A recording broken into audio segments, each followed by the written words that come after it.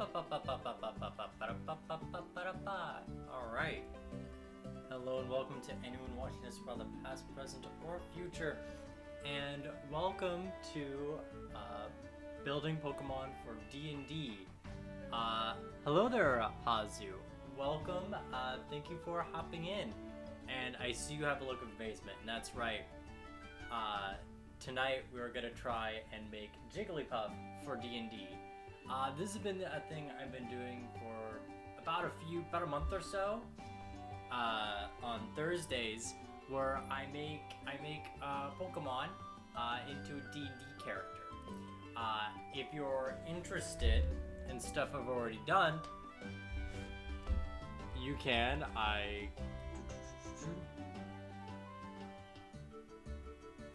You can always check out my Discord if you ever want to get updates on polls we make every Sunday to decide what Pokemon we're doing next, as well as fully realized character sheets when we're done.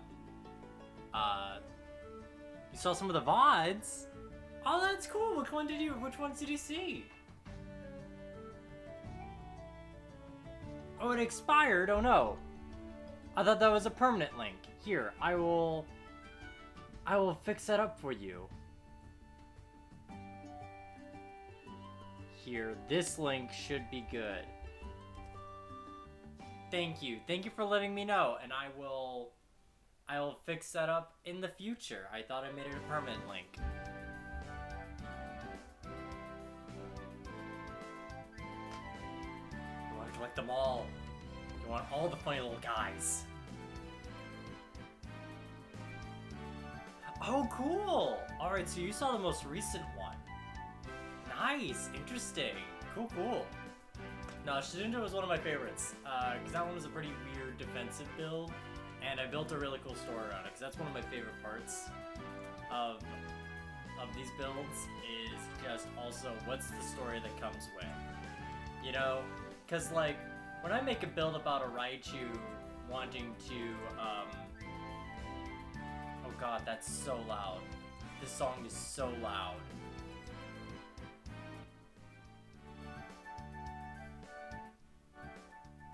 There we go.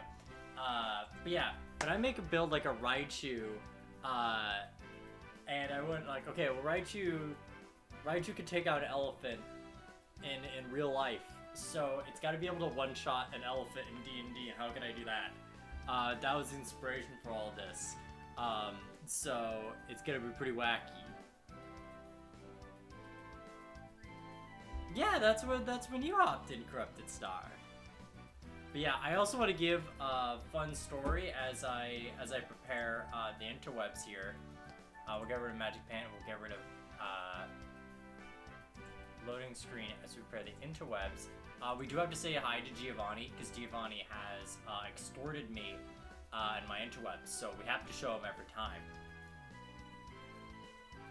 No, we're making them into a player character. Yeah. No, that's the fun part. Because, like, I do think there's a lot of Pokemon that translate better into monsters. Like, Gyarados, I probably wouldn't make Gyarados into a character. Gyarados, though, would be a really fun monster, though.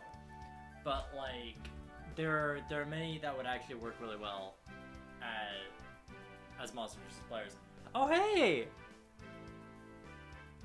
How you doing, how you doing, a nerdy girl? A nerdy girl who can dream. How you doing? I've seen you a lot on Twitter, and I'm glad you're hopping on stream. Or at least you're vocal about it. Did you ever look at the Pokemon 5e rules before it got shut down? I did not. But honestly, whenever I've seen Pokemon in D&D or in a tabletop mechanic, it's a lot. It's a bit much for me. But I know I've seen like stat blocks for like the original 151 Pokemon as monsters, but I feel like those are, like, they're cool, they're a good start, but they could be improved. They're bad, the fights take, yeah, I bet. I mean, hell, a summoner in D&D can make a fight really long by just having one funny boy. Trust me, I know, I played a necromancer. And when you get to summon bodies, oh man. But, yes, we're going into Jigglypuff today. Now, I do want to say, Jigglypuff is wild of how she got here. Because I want you guys to know, on Sundays, I make a poll on Twitter. And the contestants were the following. Jigglypuff, Zubat, Gardevoir, and I believe, oh fuck, who else was on it? Who else did I put on it that had a surprising amount of people? God, I feel bad that I don't remember who I put in the other contestant. Murkrow. And it was a really close poll. It was probably the most decisive poll I've ever seen. I was not expecting everything to be so cutthroat. For like that whole day, there was at least several ties. Jigglypuff and Gardevoir had to have a tiebreaker, and Jigglypuff won 3 out of 4 votes in the tiebreaker. So yeah, Jigglypuff is getting here right on the skin of her teeth, but she's winning. She's doing great. 6 different health bars against 6 different... Oh my god, that's... Okay, 100 may not be a lot depending on what level they are, but Jesus Christ, that's so much.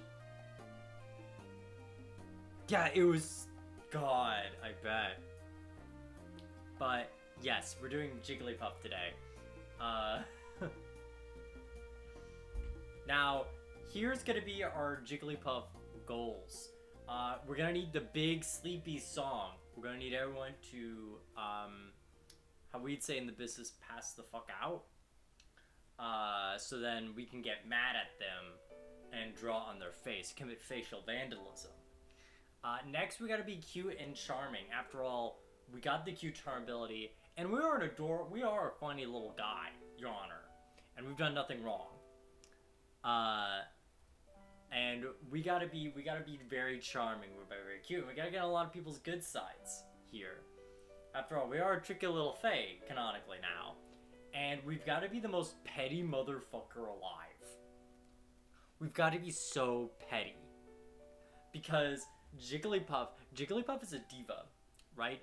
Jigglypuff wants to cute charm you and play with her ways. And if not, well, then your face is going to be ruined for the next, next 3 days. And she will make sure of that.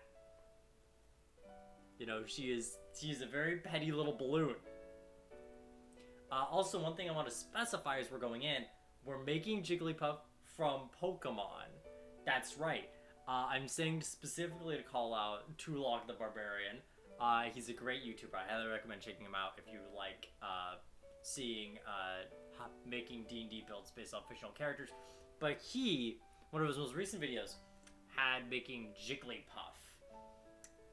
But he made it specifically around Smash Jigglypuff. You know, like a loser would. So I'm gonna be pulling the Chad move. And, make a real Jigglypuff. So we're gonna make Jigglypuff, real.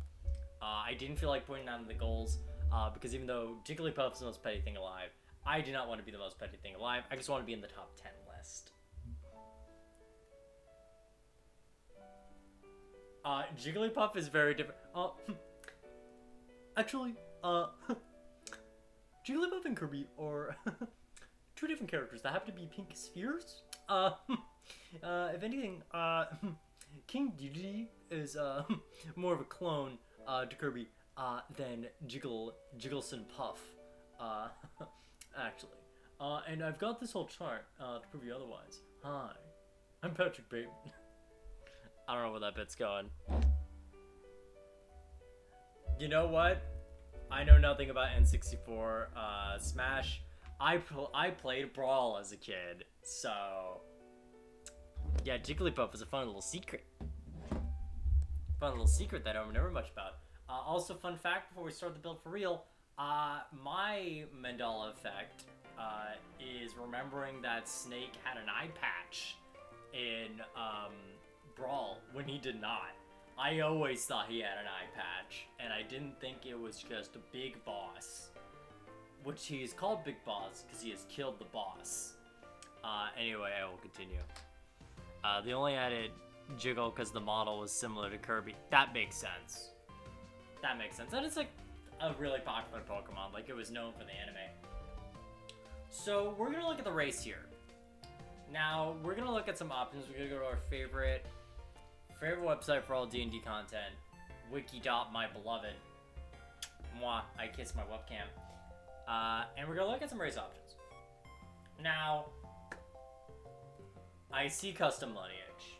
And I wanna narrow things down before we just hop to custom lineage, right? Because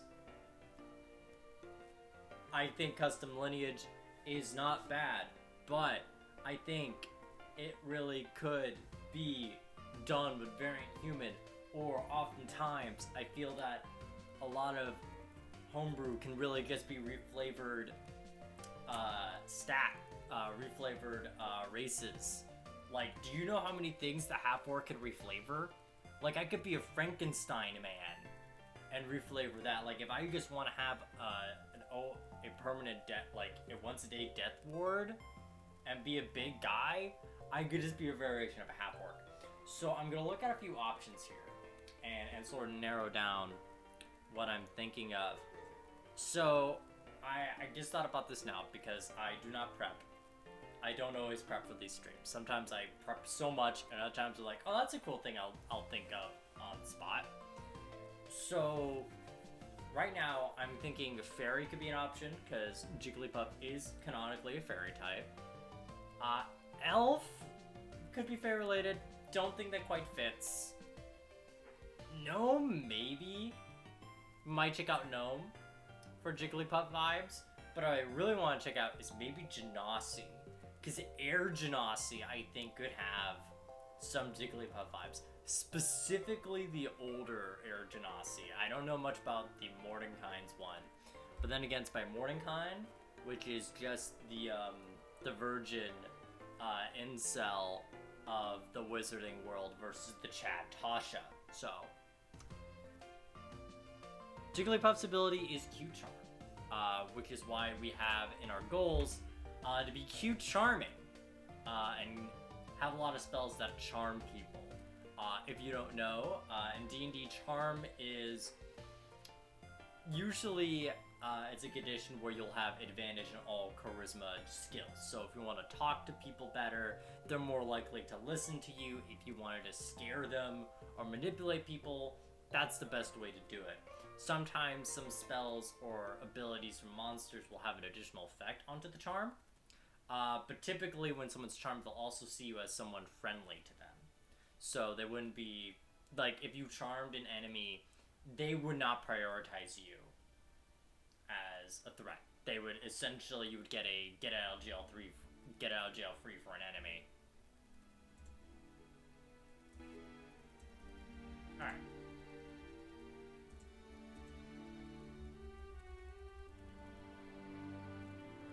Oh, yo, wait, what? Jigglypuff can get competitive?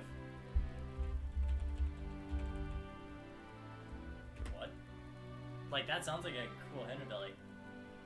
Is that a hidden ability? That sounds like a hidden ability. It's not. When did it get competitive? As of Gen 6, that makes sense. That's cute. That's real cute. I don't think we can... I don't know how we can get competitive for the build I'm thinking of, but that's cute. Puff!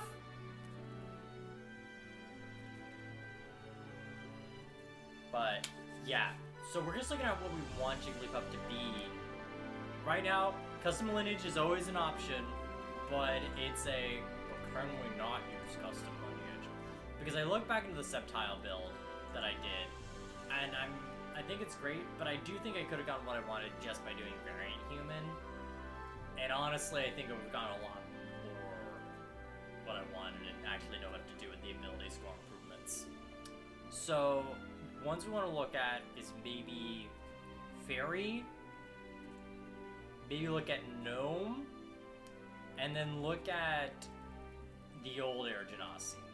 and see what captures the abilities of Jigglypuff the most. So let's start with the fairy. I genuinely don't. I haven't checked the fairy out too much. So we get okay. So this is Tasha's based. Oh wait, no, this was in Wild Beyond the Witchlight. So, oh weird. I didn't know. Okay, so we could either increase any ability score by 2 and 1 to a different one, or increase 3 ability scores by 1. Alright, so they really, yeah, they were like, hey, we're getting ready for Tasha's here. Let's just do a Tasha's thing, alright. We don't automatically know Sylvan, we just know Common. Yeah, I was thinking. Yeah. Yo, fairies only live about 100 years? That's fucked. They're small. Alright. They have walking speed of 30 feet. The flight does seem appealing because of your wings. In our case, are balloon-like nature, because Jigglypuff is the balloon Pokemon. Just a fun reminder for you all. You have flying speed equal to your walking speed, but you can't use this flying speed when you're wearing medium or heavy armor. I don't know. Okay, so Jigglypuff huffs, like they can float, but I don't know if flight really fits. You know? Let's see, fairy magic. We don't really manipulate nature, so I don't think Druidcraft really fits. We don't really have Fairy Fire. I don't think Jigglypuff innately can do that. Like, I guess Jigglypuff can maybe learn Flash. Let's see. Could Jigglypuff learn Flash when Flash was real? Fluffy Puff.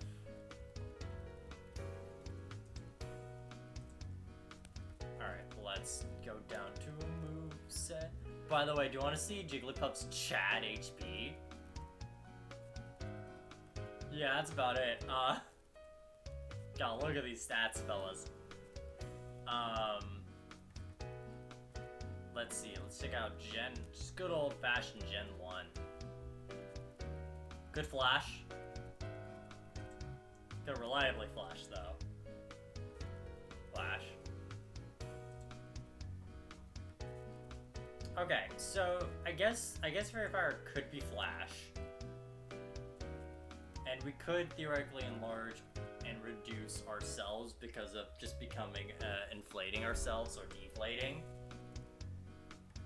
That could be a fun flavor. Okay.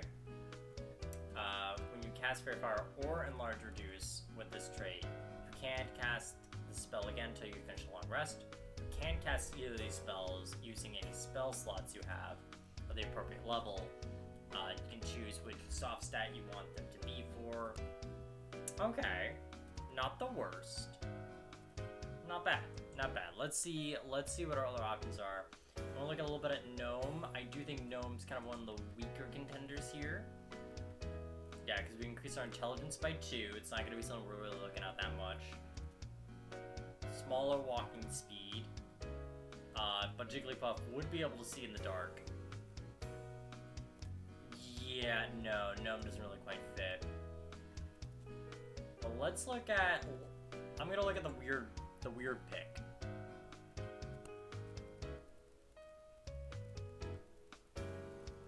Could kind of be competitive.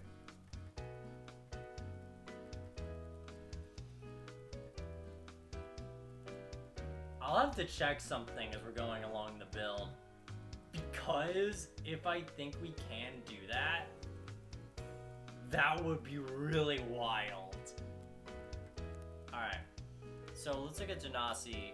Okay, cool. Cool, it's base Genasi. Nice. Like, I bet Mordenkainen's Genasi are really cool. I feel like half of them were like really cool, the other one half, and there's the other half. But this Genasi, their Genasi, the reason why I was looking at it, is when we get a +2 con, we know Primordial. With Air Genasi, we get a Dex bonus. We get to hold our breath indefinitely. which I do think could fit the being a balloon and just holding up helium. And casting Levitate once per day. I actually kind of prefer Mordenkainen's races over the Legacy versions. See, I think I'm very mixed with Mordenkainen's. Like, I kind of prefer the originals, but there are some that really do benefit from Mordenkainen's that, like, really needed it. So, like, yeah, I don't know, it could also just be, yeah, that's what I was mostly thinking, of having more Levitate, and just holding breath forever. Like, are they great? No, but I think it's kind of funny. I think it's kind of funny, though.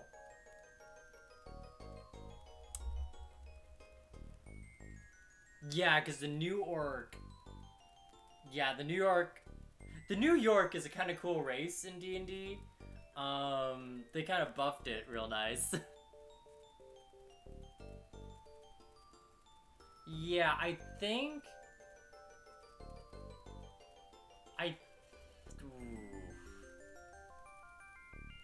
Yeah, I think Air Genasi is a bit more consistent with Jigglypuff. Well, okay. So, Jigglypuff is a fairy type. Jigglypuff is also very small. Yeah, one inch tall. Now, of course, I think it's fair to say if you want to make your character small, you could do it, because all that really affects is if you can use heavy weapons, which is a weird thing, but that's really all that matters. Or if something affects size category. Like, I guess a tiny creature can grapple you now. Yeah, fairy is small.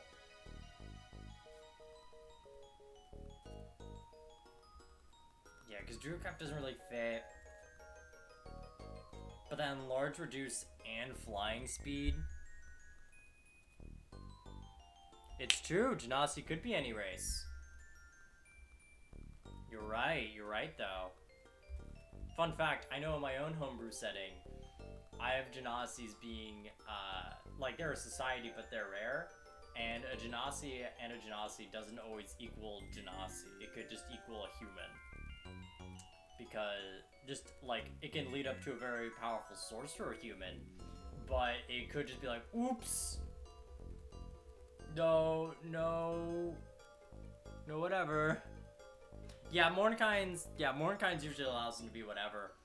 You know what, let's actually compare, the Mordenkainen's one, because that one may have a bit more, but I know that one also has Shocking Grasp, which normally for Genasi, really cool, but I don't know if it's what we're looking for.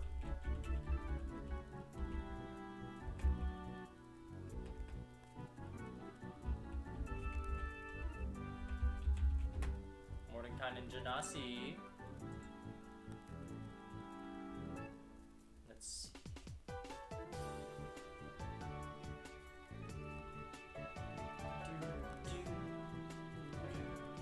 Alright, Air Genasi. Better movement speed. 35 movement. Let's double check Jigglypuff's speed to compare. This is a fun treat. You know, compare and contrast here. Alright, Jigglypuff's speed is bad. That's real bad. Oh cool, the Genasi finally have dark vision. Because fun fact, they don't usually have dark vision. Those lungs are incapacitated. Jigglypuff doesn't really resist lightning damage. Okay, wants prolonged rest.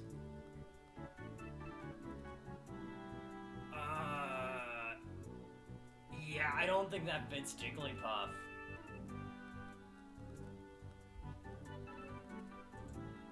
Yeah, I don't think the new one fits Jigglypuff. So I think we're gonna go with old-fashioned air genasi for Jigglypuff. Because there we get the levitate, we get the infinite breath holding, but I really just don't think just Jigglypuff can't really learn like Thunder Punch. Yeah, we just reflavor the size. Like usually I like making this pretty like similar to Tulok, D&D man. I like keeping it fairly similar to the book, but I'm okay with something that's so minute. Most DMs would, like, if a DM throws a hissy fit over, why are you making your human, small? It's like, dude, this is dwarfism, alright? Shut the fuck up. I want to be 4 foot tall. I want to be 4'11". Alright. Air Genasi. Classic. You know, just to clarify which Air Genasi we're using. So we are small. We don't have dark vision, but that's okay. Jigglypuff does not need to see in the dark. Because you see these big, cute eyes, they can get someone else to see in the dark for them. But you gotta prep for your own stream. Hell yeah! Hope it goes well! Alright, so we can hold breath forever. Oh my god! Jigglypuff could be so petty that like when someone goes like, huh, I bet, I was like, don't hold your breath for it. Jigglypuff just, and just hold it forever. And, oh my god. I love that. I love how that fits the petty vibe. Because I know holding your breath mechanic really just helps if you want to be underwater and not have to worry about suffocation mechanics or not take in poisonous gases. Like, it's a niche but cool ability, but no, that's really cool. Alright, so another thing we're gonna get is +2 con. Which is actually good, because Jigglypuff has a stupid big HP. Jigglypuff's HP is so dummy thick. So it actually makes sense that we get con. Holy shit, it actually, I'm not, oh my god, I didn't even think about that. With our 115 HP.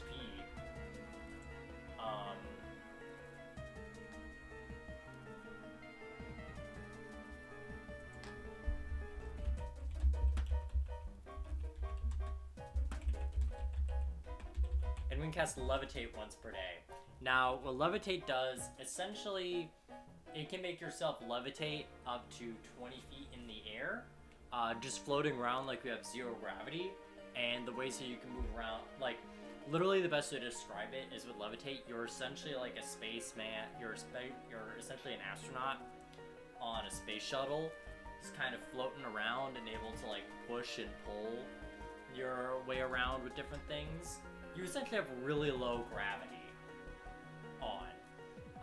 You can make other people make a Constitution saving throw if you target someone else, and that will let them float 20 feet in the air, just kind of up there.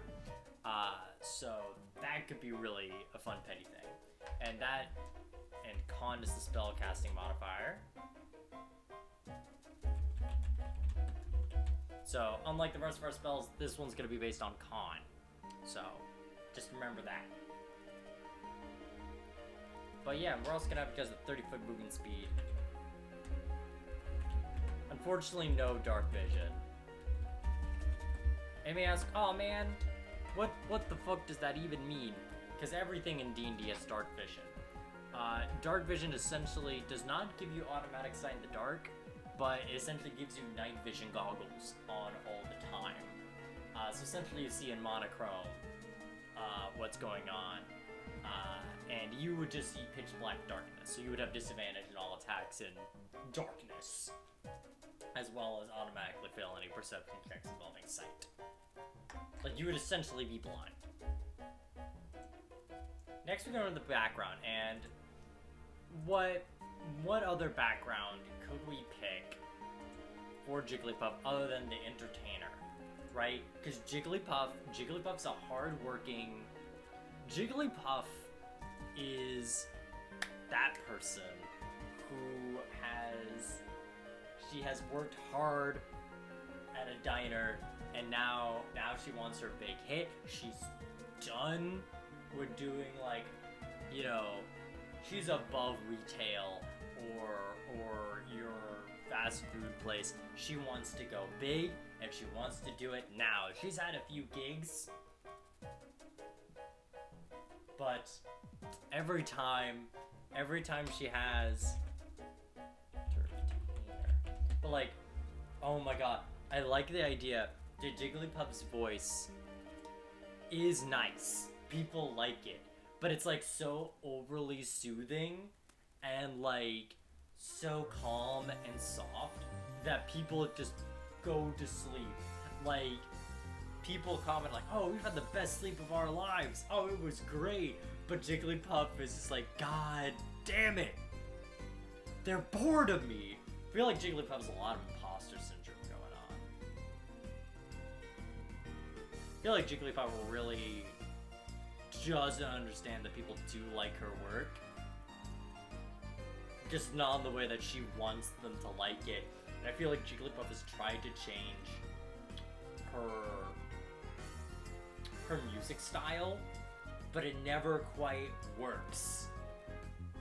And I like the idea of the Jigglypuff player, like, continuously, like, as a bit, trying out different styles of performances that all lead up to the same, like, result. Not gonna lie, first off, thank you for coming by, Extra Zero.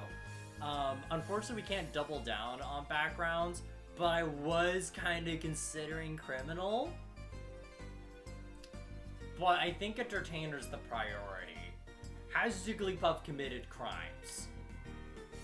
Yes. Is Jigglypuff a felon? Under the court of law, no. So I think we're just gonna go for entertainer. But I do like the idea that Jigglypuff has tried, like, the player as, like, their bit, right? As, like, the thing that they try to have fun with the character is try to give Jigglypuff different ways, like, different types of performances, like, different genres, and all of it just ends up, like, yep, and they still fall asleep, and, like, they all snooze through it, and Jigglypuff gets really mad, and has, like, a whole fit, and does really petty things to mess with the customers, and that's why Jigglypuff has a hard time finding gigs around the start of being a player, right? Like, oh, that'd be really cool if, like, maybe Jigglypuff has to, like, is not allowed in certain establishments because, like, Jigglypuff performed there and, like, drew on everyone's faces, and, you know, they woke up next morning and just all that happening, and the owner's going, you can't be here. You're right, the Jigglypuff mic marker, that's right, she's always ready for people sleeping on her. Yeah, she has committed facial vandalism, but has not been tested in the court of law. For some reason, people just don't seem to press charges on her. Wonder how she gets away with that. We'll find out soon. But first, we're gonna find out what she's good at. Immediately, she gets proficiency in acrobatics and performance.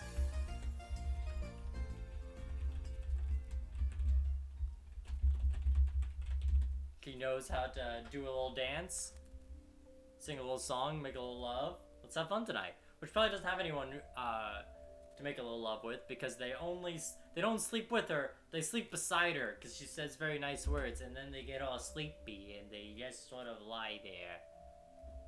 Jigglypuff gets very mad. Oh my god, Jigglypuff is the person that would, that, like, you have a bad stand with, and they draw on your face and leave you in the dead of night. Alright, oh, we're gonna get proficiency in, oh my god.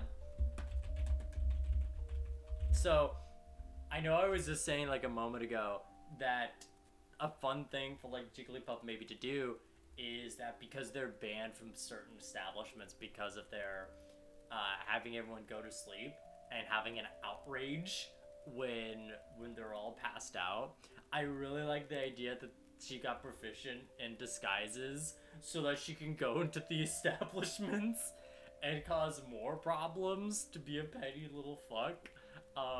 Just like, oh, me? No, your officer. I'm Bingley Bump. No, I love that. And instrument. Let's look up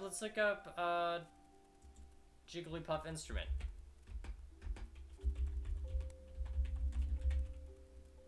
Not Instagram. Jigglypuff instrumentals. No. Alright, just instrument. Oh, I'm seeing trumpet player. I'm seeing trumpeter. Jigglypuff the trumpeter. So looks like we got Jigglypuff the trumpeter along with Gengar the saxophonist. So I guess Jigglypuff has trumpet proficiency. You see, here's the thing, actually. Now we do have some decent decks because we went for Air Genasi for the race, so we can have our breath hold forever, so we can just sort of be a balloon and keep having air, and also to be really petty when people say don't hold your breath on it. Additionally, we can cast Levitate that way, but here's a little thing you may not know about Jigglypuff. Jigglypuff speed, super low. Super low. That HP, though, absolutely massive. So if anything, I think we're going to prioritize more to con for our physical stats, which is interesting. I didn't even think about that when I was starting this build. Alright, so we will know no languages, but we'll have a little trumpet. We got a letter of an admirer. Oh, that could be a cool plot hook for anyone who plays the Jigglypuff. Like the idea that Jigglypuff had one fan who wrote her like a love letter, like just appreciating her art and stayed awake throughout the entire performance and wrote in detail about it. And Jigglypuff wants to find out who this man is. Who is this person that is just an absolute insomniac? That could be a cool hook. Oh! What do we have? Oh, thank you for the follow, Extra Zero. Let's see. We also get a costume. We don't have to know what costume it is, we just have a costume. Wait. Okay, I'm glad a costume costs 5 gold. And we got 15 golden dollars. Oh, thank you for the stretch. Gotta stretch the wrists, because I've had problems with those. Because, well, let me tell you, Jigglypuff may have high con, but after the plague hit, this wizard did not.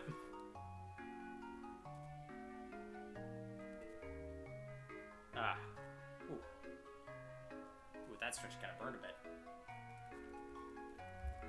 Alright. So, let's look at what our stats are going to be. Okay, we're going to move to a little bit. So, once again, I'm looking at standard array because I am a fool, and I look this up every Thursday, but I still have yet to learn. So, we are going to put our 15, we're obviously going to put that into Charisma. Because, well, look at this cutie patootie. Got it. So we're going to go 15 plus 2. We are going to put our next one, I think, into Con. I think we're an endurance machine. We will outdo anyone. We will out-tank the fighter. We'll out-tank the Barbarian, not because of armor, not because of practicality, but out of spite. So we're gonna put our 14 there, and we get a +2 because of our Air Genasi, so that's gonna be +3. This build is gonna be something. We are a noodle, but Jigglypuff is a slightly better attack stat. Jigglypuff is a bit more of an offensive fellow, so we'll give Jigglypuff a tasteful 12, I think. Give that courteous +1. Give that 13 to Dex, so that's now 14. And intelligence, I think Jigglypuff knows an average amount, but I feel that Jigglypuff is not wise. I feel like Jigglypuff is so self-centered and impulsive that Jigglypuff does not, like, I don't feel like Jigglypuff is incapable of being insightful, but I just don't think they give it the time of day. Oh well, I'm glad you stopped on by. If you're interested in how this character sheet ends up, you can always check out our Discord. I'm gonna paste it in. On Saturday I'll put up the full character sheet, and on Sunday I drop a poll on my Twitter, where you can vote for next week's Pokemon. Also, I'm gonna be right back because I've realized I need to go to the bathroom now. Great, my Twitter thing isn't even working. Great! Twitter's preventing me to piss. Oh, fuck. Oh, jeez. My Twitter. Alright, so I'm gonna be back in probably about a minute. Until then, just, enjoy Big Jigglypuff.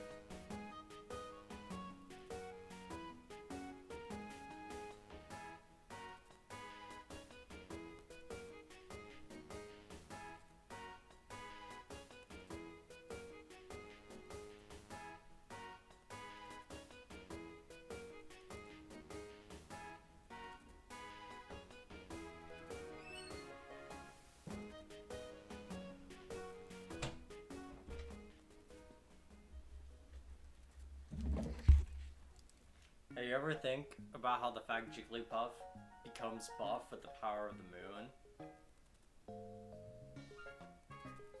I just thought about that while I was in his house. So we're gonna reduce Jiggly. Please. Jiggles? Oh no. Oh no, Jigglypuff has become too powerful. Alright, Jigglypuff, it's time to reduce. Time for you to get tiny once more. Alright, so yeah, the intelligence gotta be average. Jigglypuff has the average education level of an American. So, Jigglypuff, what class are we going in? Well, Bard. Yeah, we're going into Bard. Why? Because Jigglypuff is a funny little sing-gal and uses the power of her force and personality. So of course we're going full on Bard Town. So, let's look at some fun Bard stuff that we get for Bards now. It's Bard time. Alright, so right away we get spells. Let's see, we get D8 hit points, we get proficiencies in charisma and dex saves. So basically, we're gonna be really good at dodging fireballs because we're very nimble on our feet, and also we cannot be banished as easily because we said no. We're still here on this plane of existence. Actually, you can't stop me. I'm a little Jigglypuff, and I fear no god. Let's see. We also get 3 music. Oh my god, we're proficient in 3 musical instruments. So let's just look at some instruments we see in Jigglypuff instruments. We see guitar. Jigglypuff is proficient in guitar. Jigglypuff is proficient in piano.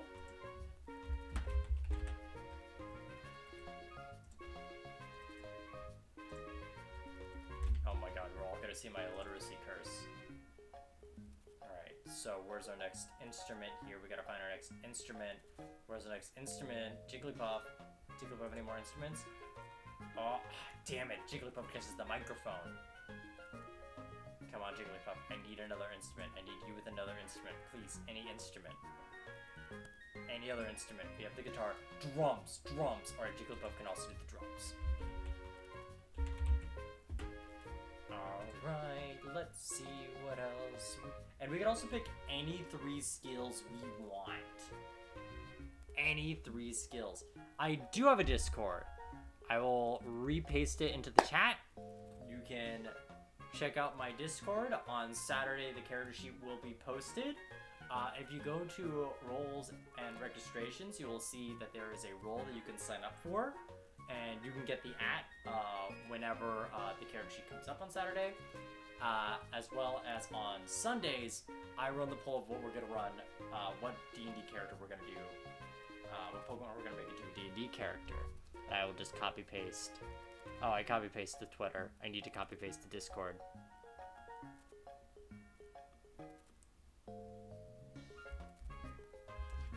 But there you go. There's both the Twitter and the Discord. Alright, so Jigglypuff has, let's see, what skills should we choose? Because Jesus Christ, overwhelmed. Let's look at a good old-fashioned skills so I can just see a list.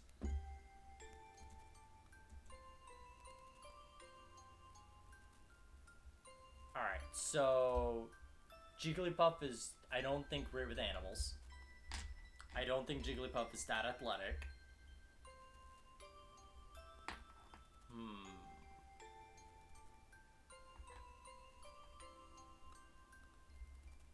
Hear me out. I feel like my brain's like, look at the charisma stats. Me? No. Sleight of hand. So they could do the really good drawings.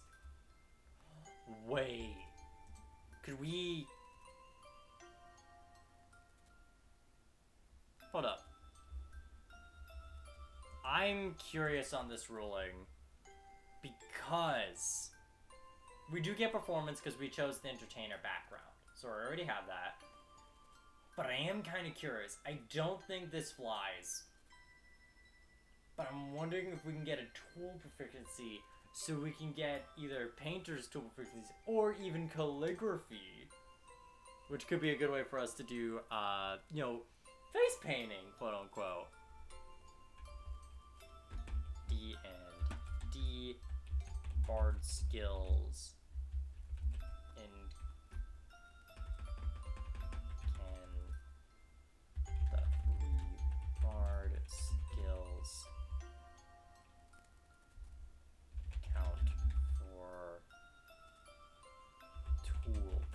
proficiency. Yeah, is that legal? So playing a bard, it gets at level 3, and I pick my college. It's up to your DM. Technically, I don't think so.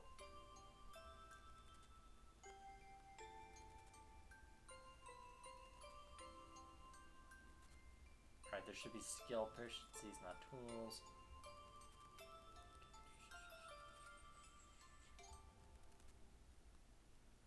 Alright, so it doesn't clarify, and I'm not gonna stretch around.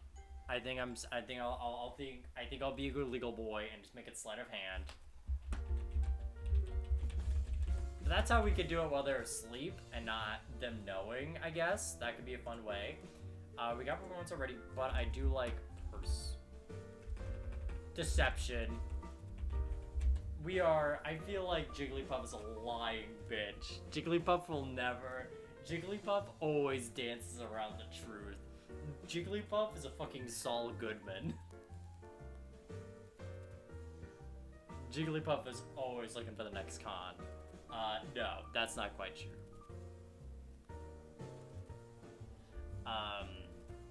Let's see, our next skill, which should be... Yeah, we'll make that persuasion. Because I feel like... Ooh. Wait. No. Jigglypuff is not a persuasive person. Jigglypuff is cutesy, will lie to you, will girl boss you. No, persuasion would be better. I do think they could learn to be intimidating, like maybe if we get skilled later. But I don't know. No, I think persuasion works better. Because I'm just thinking of what your DM would let you get away with. And I don't think what I'm picturing a Jigglypuff doing, deception would cover all of it.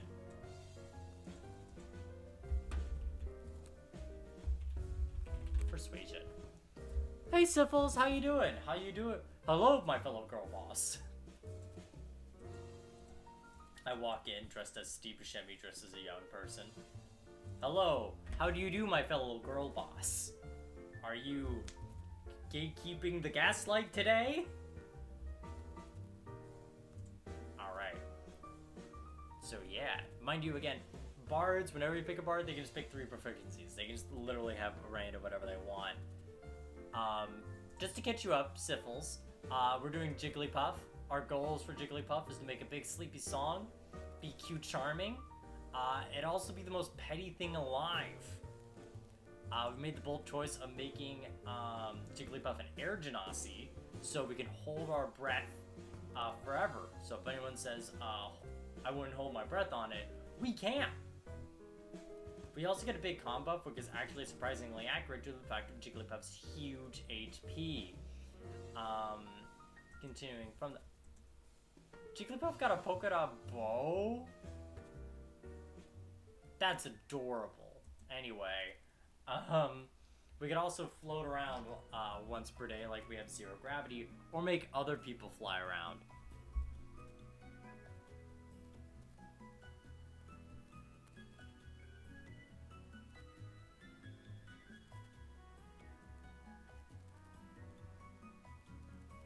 I see why Automod got you.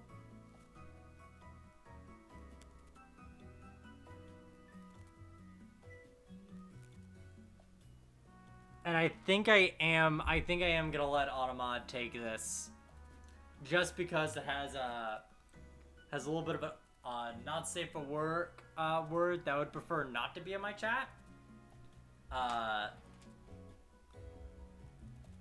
So I will unfortunately side with the Automod. I'm so sorry, Syphils. You have been gatekeeped. That's right. It's the year 1984.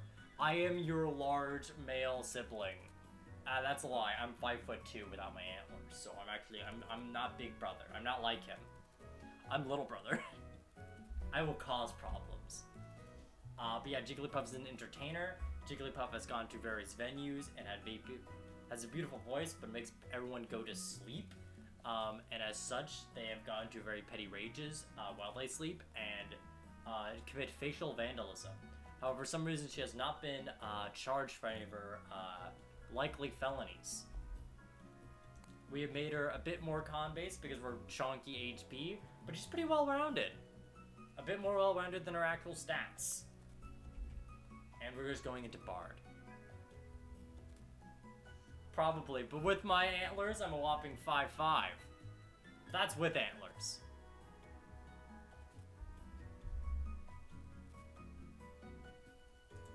Also, I'm a wizard. I have like 9 AC. Yeah, anyone could beat me up. You're not special. Alright. So let's... Oh. So at level 1, we get Bardic Inspiration. So essentially, if anyone can hear us within 60 feet, we can give them a Bardic Inspiration dice. At the start, it's going to be a simple D6. But as we level up, it's going to be bigger dice. I think up to a D12. Let me double check. It goes up to a D12, yes. The highest it will go to is a D12. And you can add the Bardic Inspiration die yeah, you give it to someone, and that person can have it up to next 10 minutes, which is so long in D&D. And they can apply it to an attack roll, ability check, or a saving throw before it's confirmed that it succeeds or fails. So, essentially, it's your way of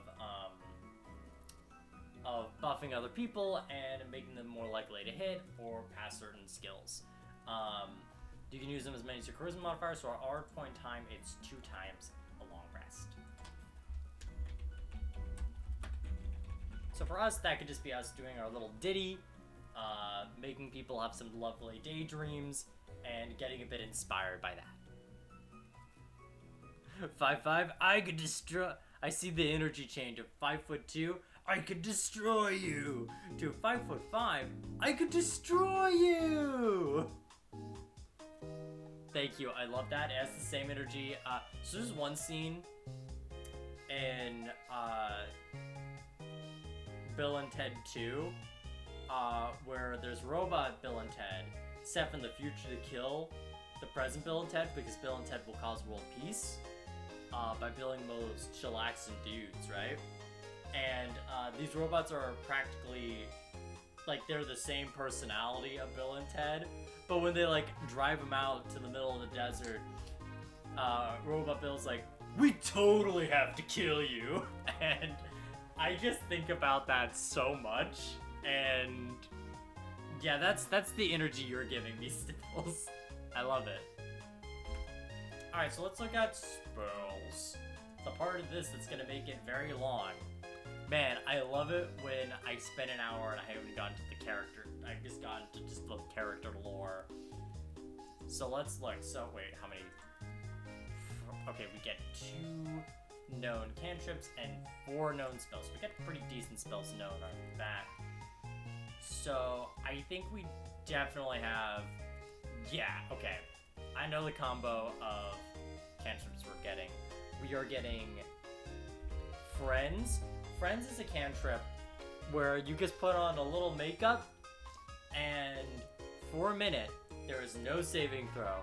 For a minute, you have advantage on charisma skills on a person. However, after the minute passes, they know you did some sort of magic trick on them, and they get mad at you. Because, like, you know, they realize you're being a manipulative motherfucker. So, I just love that, like, Jigglypuff could just be like, oh, bestie, could you do this, like, little favor for me? Thank you. And they're just fucking booking it. Just asking so many requests of someone before just running away, never to be seen again by this person. Next, we're gonna have Vicious Mockery. Now, Vicious Mockery is the Bard spell TF. Vicious Mockery is essentially you insult someone so hard, they take psychic damage. So they have to pass a wisdom saving throw. If they fail, they take a d4 of psychic damage and have disadvantage on the next attack roll they make. So basically you make them really insecure and doubt themselves. So the next moment they're like, you just go like, ha, your shoe, hey, look at you. Your shoes are a size too big for your feet, idiot. And they'll be like, my shoes aren't that big. Hey, my shoes aren't that big! I do not have clown shoes. Alright, so that's a good old combo. We get 4 first level spells, which is pretty good. Now we're obviously gonna get Charm Person. Charm Person is a pretty simple spell. You target someone that you can see within, I think, 30 feet? Is it a 30-foot spell? Yeah, 30 foot. And they must pass a wisdom saving throw. If they fail, they are charmed by you, meaning that they see you as a close friend, and you have advantage in all charisma checks with them, so you can be a lot more of a girl boss around them. Additionally, when you cast a spell at a higher level, you can target an additional creature within the range. If you're fighting someone while you do this, the creature does have advantage. So if you're in the middle of the fight and you want to get on someone's good side real quick, it's going to be a bit harder, but it's not impossible. So that is Charm Person, our little cute charm, as it were. And another spell we're going to get right away is going to be Sleep. Sleep is the classic little Jigglypuff spell. It has a range of 90 feet and lasts for a minute. So you can target a spot within 90 feet that creates a 90-foot radius of whatever vibe you're going for. If you want it to be your lovely song projecting out, if you wanted it to be like sleeping gas, whatever you wanted it to flavor it, in our case it's probably going to be a lullaby. You roll 5d8. You tell the DM how much you rolled in total, and essentially it goes off how many hit points the creatures have. So out of the 5d8, so potentially 40 hit points, you just keep on knocking down how many hit points someone has, and those creatures that have less HP than the pool you rolled will fall asleep. They will be unconscious, incapacitated, and they will stay that way until they take damage, till someone uses an action to shake or slap them awake, or the minute passes. When you upcast a spell, you're going to have 2 additional d8s, so you could potentially make more people sleep. This is a spell a lot of people say peters out after really early levels, but mostly the spell is used to avoid encounters, possibly, or get rid of sort of minion enemies, right? Like if you're in a boss fight, this could be a good spell to use to get rid of, like, say you're fighting the captain of town guard, you got on the wrong side of the law, right? And you really need to worry about the boss. You need to worry about the captain. But you can make the other guards pass the fuck out. You can, with the spell, if you rolled good, you can get up to 5 guards totally asleep. And they would have to either have someone waste an action to wake them up so you prevent yourself from taking damage, or you get to essentially not worry about them for a minute, which in a combat is like 10 rounds. So inconsequential. Additionally, this could let you sneak past a tough stealth option, a tough combat situation, get these guards to go to sleep, and you can stealth right past them with no effort. It's pretty nice. I would say it's definitely a spell that you'd want if you were going to commit to as the game goes on. It would require our spell slot, but we're going to want it because of our Jigglypuff flavor.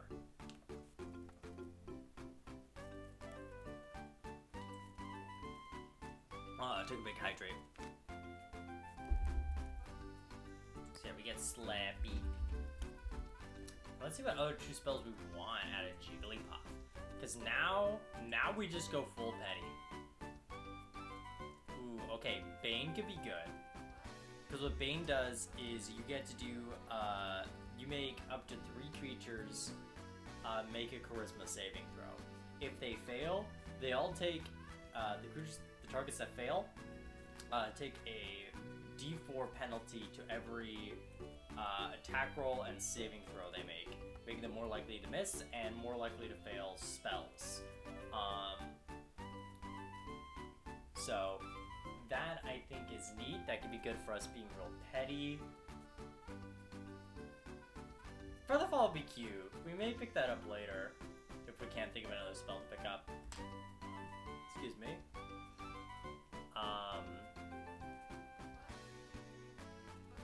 I don't feel like we're a comedian. I don't feel like we're Tasha's hideous laughter. So let's go... Yeah, why don't we go Bane and Featherfall so we capture that sort of balloon energy that we can just huff up and just sort of float on down. We also could, oh, I like the idea that we could just give balloons to other people. That's kind of cute. And then we get Bane. Alright, we're gonna copy paste this one.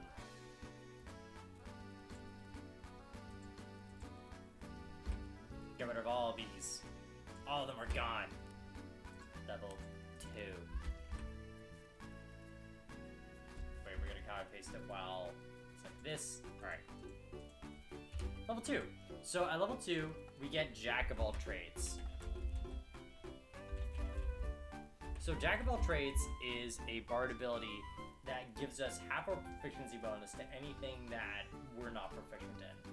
So at this point, we get a +1 to every skill, regardless of if we're proficient or not. So that's really good. So we just generally are solid in any potential skill. As we go up, that's going to add up a lot. Potentially by our level 20 point, that is going to be, we get a proficiency, I believe, of +6. So that's a +3 onto everything without even having to train into it, which is pretty nice. We also get Song of Rest.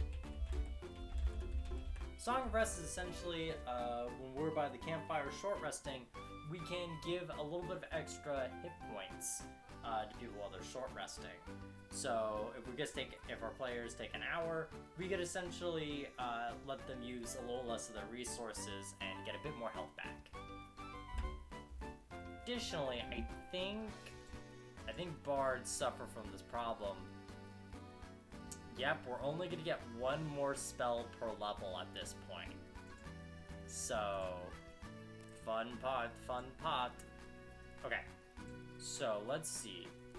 Command could be really cool, because that could be a good way for us to just be like, hey, do this, bitch. Because command is essentially you give a 1-word command to someone. If they fail the wisdom saving throw, they have to do that command on their turn. It's not even immediate. They have to waste their turn doing it, which can be pretty wild. You can do things like make them stay still, make them move a certain direction, make them go prone by telling them to grovel or kneel. So that's neat. It really just depends on what vibe you're going for. So that could be good.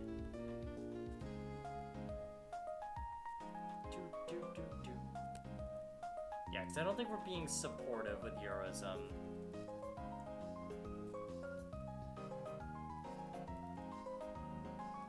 Silvery Barbs.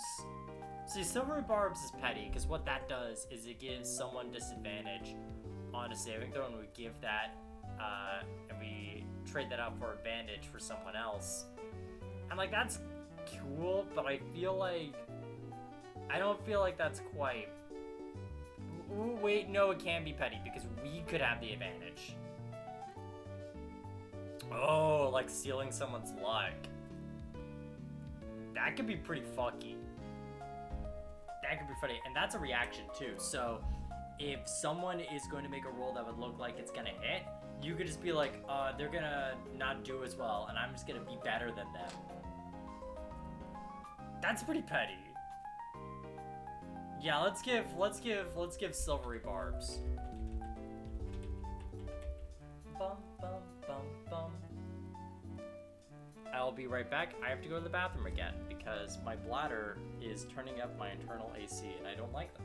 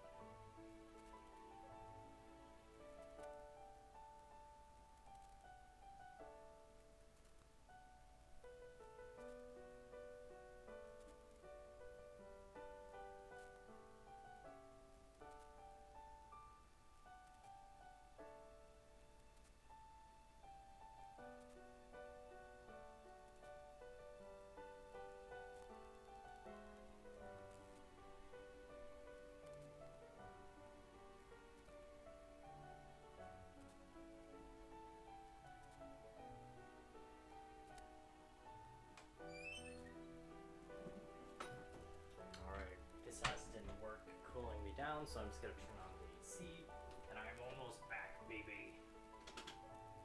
All right. So here I am, going into our subclass here at level 3. Haste. Now at level 3 we get a subclass for our bard. This is sort of our era of specialty. Now, the best one that fits Jigglypuff is one called the College of Glamour. And College of Glamour is essentially the yo, do you want to be David Bowie or Freddie Mercury, but as a D&D character? Because that's just the college of glamour. You supposedly get Feywild powers, but really it just is you get to be a superstar and people love you for it. You get 2 abilities at level 3 here. You get Mantle of Inspiration. So whenever you want to use your inspiration dice, you can use it instead of doing Bardic Inspiration. You can essentially use your bonus action to make up to people. Is it equal to your charisma modifier? Yeah, you can make people within 60 feet of you equal to your charisma modifier, because currently 2 people move up to their movement speed as a reaction. They could also get 5 temporary hit points, and this movement does not provoke opportunity attacks. So, in doing this, you buff your allies and also allow them to reposition themselves on the battlefield for free, while they get to do like cool dance moves because you're rocking the shit. You are absolutely vibing. Oh, it'd be really cool if the way how they prevented opportunity of attack is that your friends have gotten used to you, like, used to your songs and everything, and have stayed awake through them, so that they are sort of proficient in resisting your sleepy song. Meanwhile, the enemies get like all drowsy, so that's how your friends can like slip through without opportunity of attack. Oh, that's cool. I like that vibe. Additionally, we get enthralling performance. So, if you perform for 1 minute, you can attempt to inspire wonder in your audience by singing or doing any type of performance as long as it lasts 1 minute. At the end of the performance, choose a number of humanoids within 60 feet of you that watched and listened to all of it equal to a number of your charisma modifier. Each target must succeed a wisdom saving throw against a spell save DC or be charmed by you. While charmed in this way, the target idolizes you. It speaks glowingly of you to anyone who speaks of it, and it hinders anyone who opposes you, avoiding violence unless it was already inclined to fight on your behalf. The effect ends after 1 hour if they take damage, if you attack it, if they witness you attacking or damaging any of its allies. If it is immune to charm, ceasing throw, there's no hint that you charmed it. So with Charm Person, usually you cast a spell, and usually unless you get away with the spell and fully cast it, people will be like, hey, what the fuck did you just do? Because like spells are a bit of a gesture, you know? Like unless you're a sorcerer and literally have a subtle spell, people could probably find out you did something. But like here, you could attempt to do that for free, and if it doesn't work, it just doesn't work, and there's no penalty. Also, this is how you can build your sort of fan base, your ravenous fans that won't sleep. You found the way. You found the way to not make them sleep, but go mad with power. How will you use it, Jigglypuff? The answer is not for good.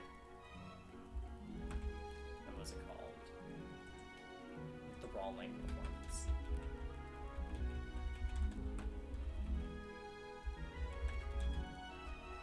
Performance. Inspiration. Alright, so additionally we get expertise. Now I want to double check how much expertise we get.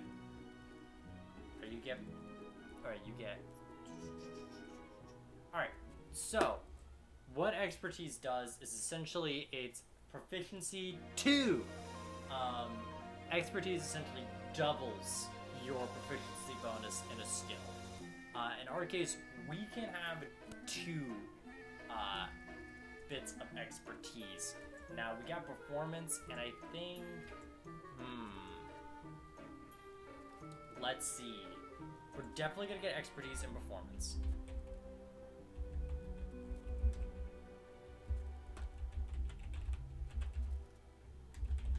But I'm wondering, do we go...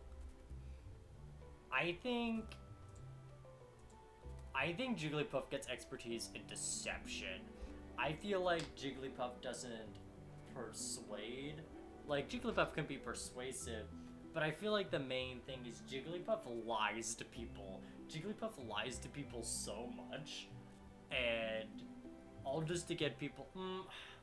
No, I do think it's persuasion. I do think it's persuasion, because I feel like she knows how to be real cute and charming with people, especially when charming them. She knows everyone's little weak spots. She knows all the little details about people, so she's gonna get that But did we even get persuasion? We did, okay. I was worried, like, wait, do we not even have that spell? Okay, so now let's look back to their spells, because we got another spell this level. Bard spell list, okay. So we get access to level 2 spells now, so let's look at those. Blindness, deafness could be neat. We could just deafen people, but that kind of ruins the point for a lot of our abilities. We could get our enlarge reduce to make ourselves bigger by being a balloon. Enthrall would be a pretty Jigglypuff spell. Essentially what Enthrall does is, I believe everyone within 60 feet of you has to make a wisdom saving throw, and if they fail, they put all their attention on you.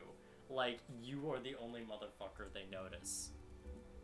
Let me double check. You weave a distracting string of words, causing creatures of your choice that can see within range that can hear you and make a wisdom saving throw. Creature that can be charmed succeeds automatically, and if you're fighting, they have advantage. Pretty standard. On failure saving throw, the target is disadvantaged on perception checks made to perceive any creature other than you until the spell ends. Target can no longer, or until the target can no longer hear you. Spell ends if you're incapacitated or can no longer speak. So basically, it's a way for you to be a distraction spell of having everyone just notice you and to pay attention to only you, while your party gets to do a lot of wacky shit. That could be really fun. I feel like that fits a vibe.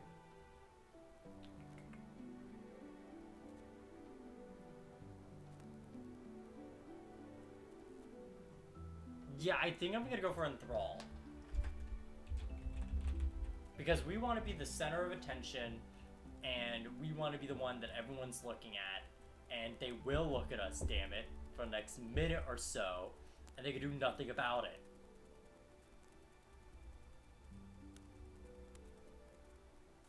Next, we are going to go to level 4, and this is when we get an ability score improvement. So we could get a feat, but I feel like we really need to get those stats up. Yeah, we'll just buff Charisma. We don't really have any odd numbers here to buff to make some stats extra, so we're going to make that 15 into a 17, making that a plus 3. Plus 2. Just gonna mark it down as an ASI, so I know how to do that from the character sheet. And for our next spell, let's see, which one do we want next? Suggestion is really fun. So, suggestion essentially is a... Let me double check the volume. Oh wow, here, why don't I turn myself up a bit? Because the music is so loud compared to me. Here, I'll turn down desktop volume just a little bit. Alright. Okay, so you can target a creature, and they must make a wisdom saving throw. If they fail, you essentially give like a small suggestion, and up to the next 8 hours, they have to follow to the best of their ability. So, for example, if your suggestion is like, "Hey, why don't you give me that bottle over there?" And they're like, "Oh, well, yeah, sure, here you go." They'll just do it. But if you're like, "Why don't you," before a longer term one, they could be like, "Hey, why don't you come around the barn at sunset so we can have a little meetup? They'd be like, oh, okay. Yeah, I'll do that. So, basically, it's a way for you to sort of plant seeds into people's minds and have them, like, do stuff for you that's very quick. Like, basically, you can control with your wording of how soon the conditions get met. Now, you can't ask people to do stuff like harm themselves or the like. Like, you can't be like, hey, why don't you walk into the... Hey, wouldn't it be really cool if you, like, walked into that, like, row of hot coals? Like, no, they don't want to do that. They're not gonna do that. They're not gonna do something that they know is going to, like, hurt or kill them. But if you just, like, you know, be coy enough and be manipulative, you can plan some fun suggestions. I think it's probably one of the most flexible enchantment spells because you could just do really funny things. Like, I know one time one of my players is a warlock and he has a suggestion spell on, like, a bandit captain, and was like, just go home. Why don't you just go home? And they failed the wisdom saving throw, so instead of, like, supporting their bandit boys, they just started walking home. I think that's funny. It's funny and real petty. If we get to level 5, now I believe, let's double check at level 5. Level 5, we get, oh, we got an extra cantrip last level. Okay. So why don't we get that in before we do our level 5 stuff? So what cantrip would we even want?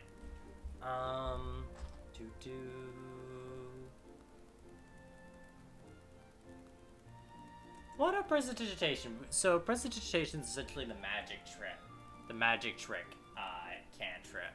You know, this allows us to make a harmless sensory effect. So, like, if we wanted some sparkles or wanted to make someone stinky, we could light and turn off candles.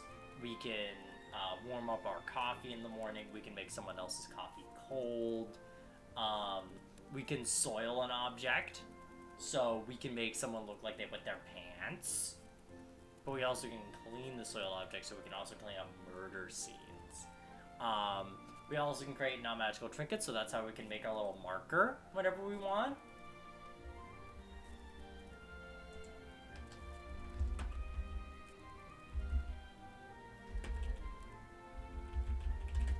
Prestidigitation.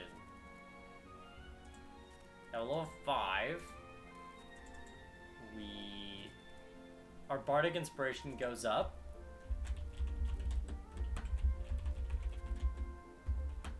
Is now a D8 now. So now our inspirations do a lot more. Mind you, we have 3 of them now. And they can be a bit chonkier on the luckier end. They could be very clutch. We also get, that's right, a Font of Inspiration. I'm not familiar with Font of Inspiration. Oh. Wait. I didn't see Magical Inspiration. What does that do? Magical Inspiration. At 2nd level, if a creature has a Bardic Inspiration die, that restores hit points or deals damage, the creature can roll the die and choose the target affected by the spell. Add a number. Oh, that's cool. Alright. So I can give either make spellcasters heal better or do a bit more damage. That's neat. What was that called? Magical Inspiration.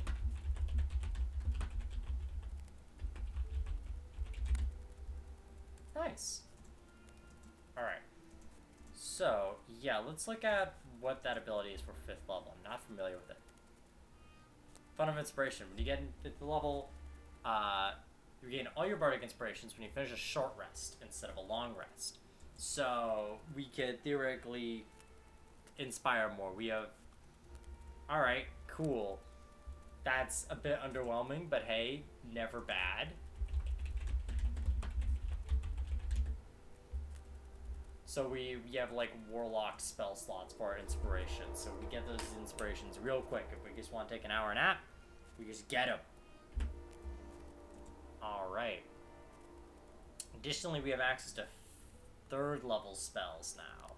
So this is a real fun category of spells. This is the spells that I often look at when I am playing a spellcaster, because these are going to be your reliables as you get further on in the game. So let's see.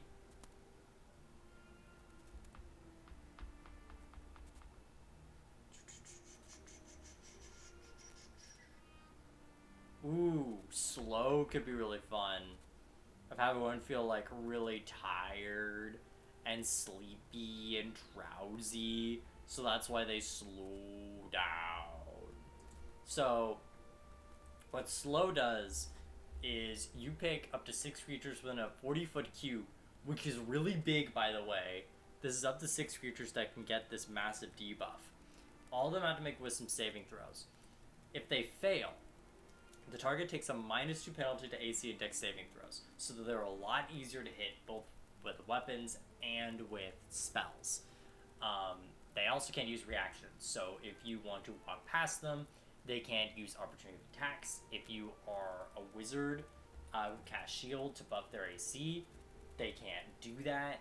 They can't counterspell. It can really nerf a lot of enemies. On its turn, it can either do an action or bonus action, not both. It also can't...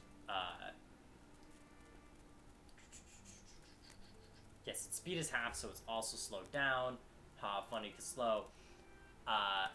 It can only make 1 attack per round, regardless of multi-attack and the like. So, hi El, how you doing? We're making Jigglypuff.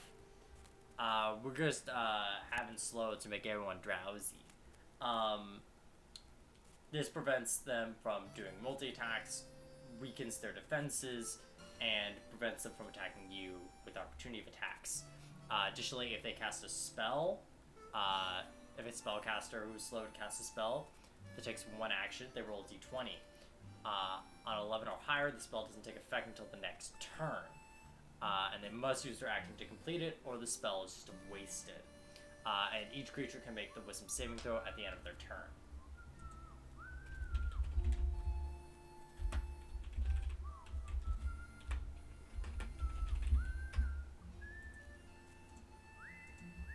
Alright, so...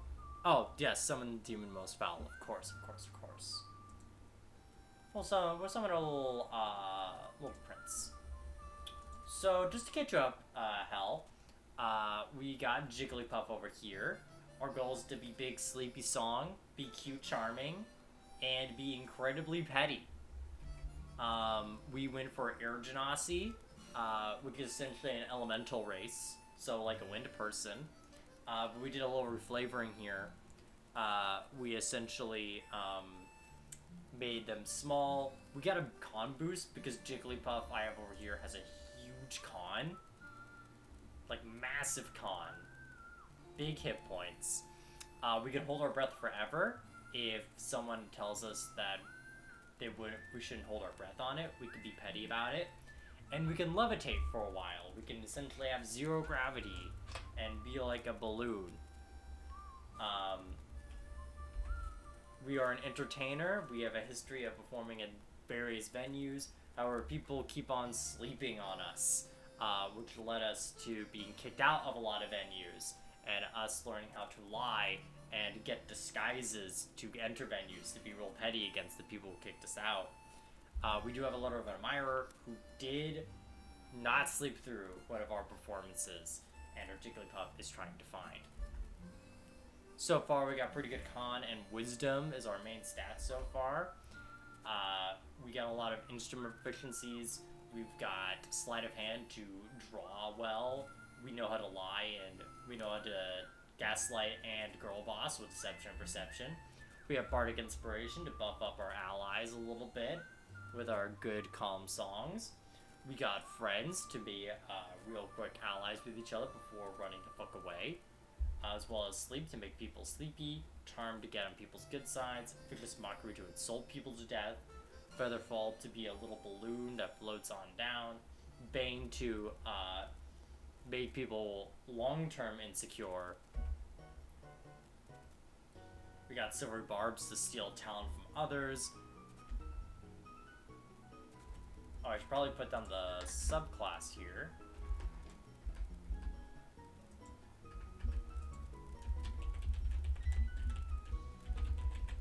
picked up the College of Glamour to be a real diva. We can use a Mantle of Inspiration to make our enemies real sleepy so that our allies can use their reaction to move around the battlefield and get a little bit more hit points while they move around without worrying about attacks. We can also do a little minute-long performance, making people absolutely love us and be our biggest fans for the next hour. We got expertise in performing and manipulating people, and we also got Enthrall, so people will have to pay attention to us. We buffed up our our charisma. We got presentation for fun little magic tricks to make other people look bad, like making them look like they pissed their pants. Fun things like that, as well as suggestion to make people just do funny little tasks that we ask of them. Wait, no, back to sitting down. I'm wondering if when I asked we could do so, back sitting, now I'm wondering if I asked if we could do so, a surf-like attack and mix it with electrical spell with the Raichu build. I was looking to see if we could do Tidal Wave. I didn't see that Tidal Wave was on the Sorcerer spell list. I don't know if I misread it, but if a Sorcerer was able to pick up the spell Tidal Wave, we could use our Elemental, our Transmute spell to change it to lightning damage. But from what I recall, I don't think there was Tidal Wave in the Sorcerer spell list.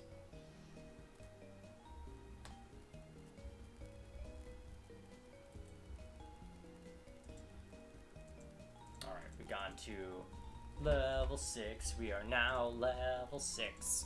Alright, at level 6, we get another thing for our College of Glamour. And this we get Mantle of Majesty.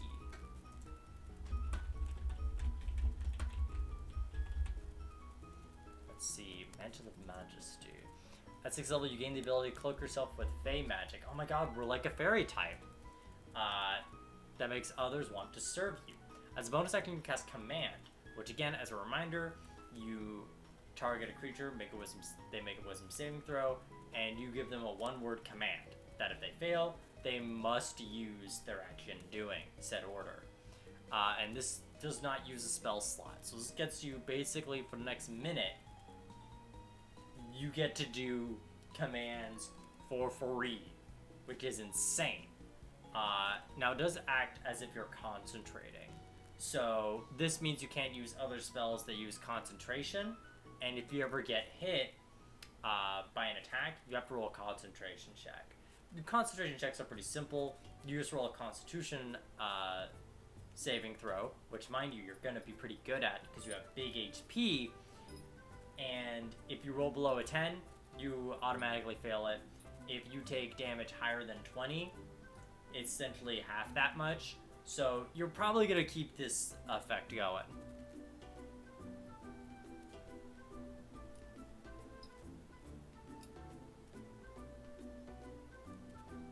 I don't think it's bad giving suggestions or asking if something is possible, because that could help me out.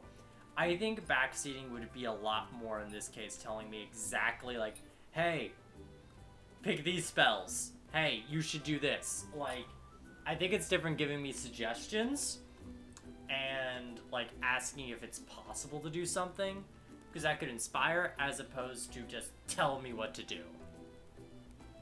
My day was pretty good, all things considered. I woke up a bit early, but I had to go to wizard school. But I learned a lot how the British were assholes in the 100-Year War against France, and then the Queen of England died. So honestly, a win-win. Anyway, so yeah. You get to... Oh, fuck. And you get to use the command as a bonus action every turn. That's really cool. I think one thing you have to keep in mind when you have this effect going is that you can only cast this one leveled spell per round. So You're not going to be able to do command and also say charm person in the same turn. You will be able to do a cantrip though, or do anything else on your ability. So on your turn. So just keep that in mind. And you can use this feature once per long rest. But again, this is a minute of free commands. So this is girl bossin' it, son. Alright, and let's see, do we get anything else level 6? Yep. Oh, we do get something else. We get counter charm.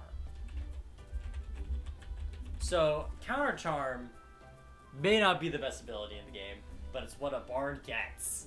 Counter charm essentially is you use your turn to do a performance, and this performance wards off anything that affects mind-altering abilities. So anyone within 30 feet of you will have advantage on saving throws against frightened or charmed. They have to hear you to get this benefit, and it ends early if you are incapacitated, silenced, or just don't do it the next turn.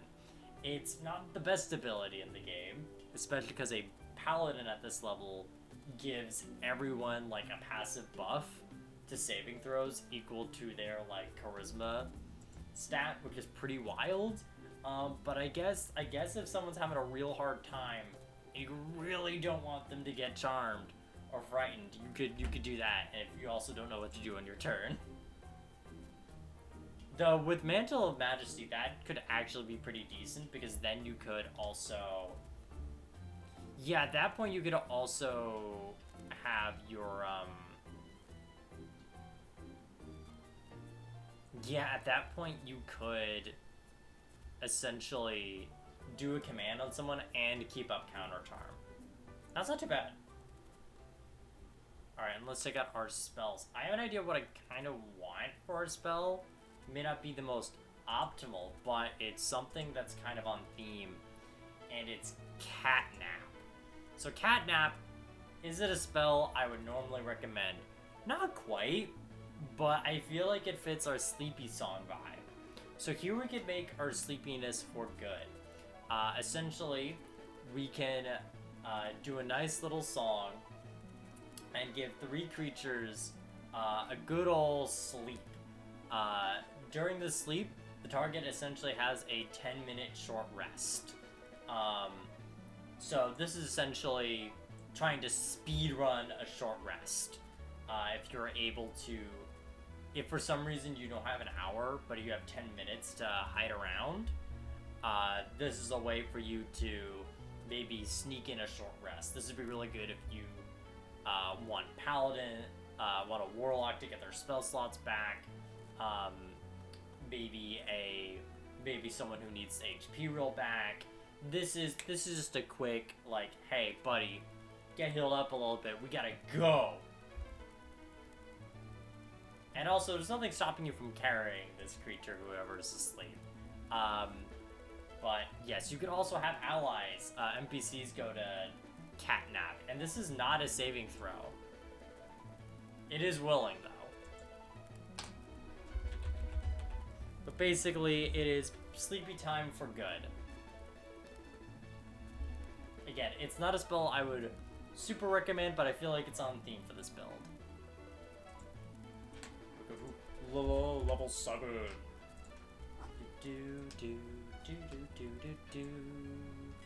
Let's see, do we get anything at level 7 in particular? We don't. Alright, cool. Do we get any new cantrips? Cool, we don't. But we get 4th level spells at this point to look at.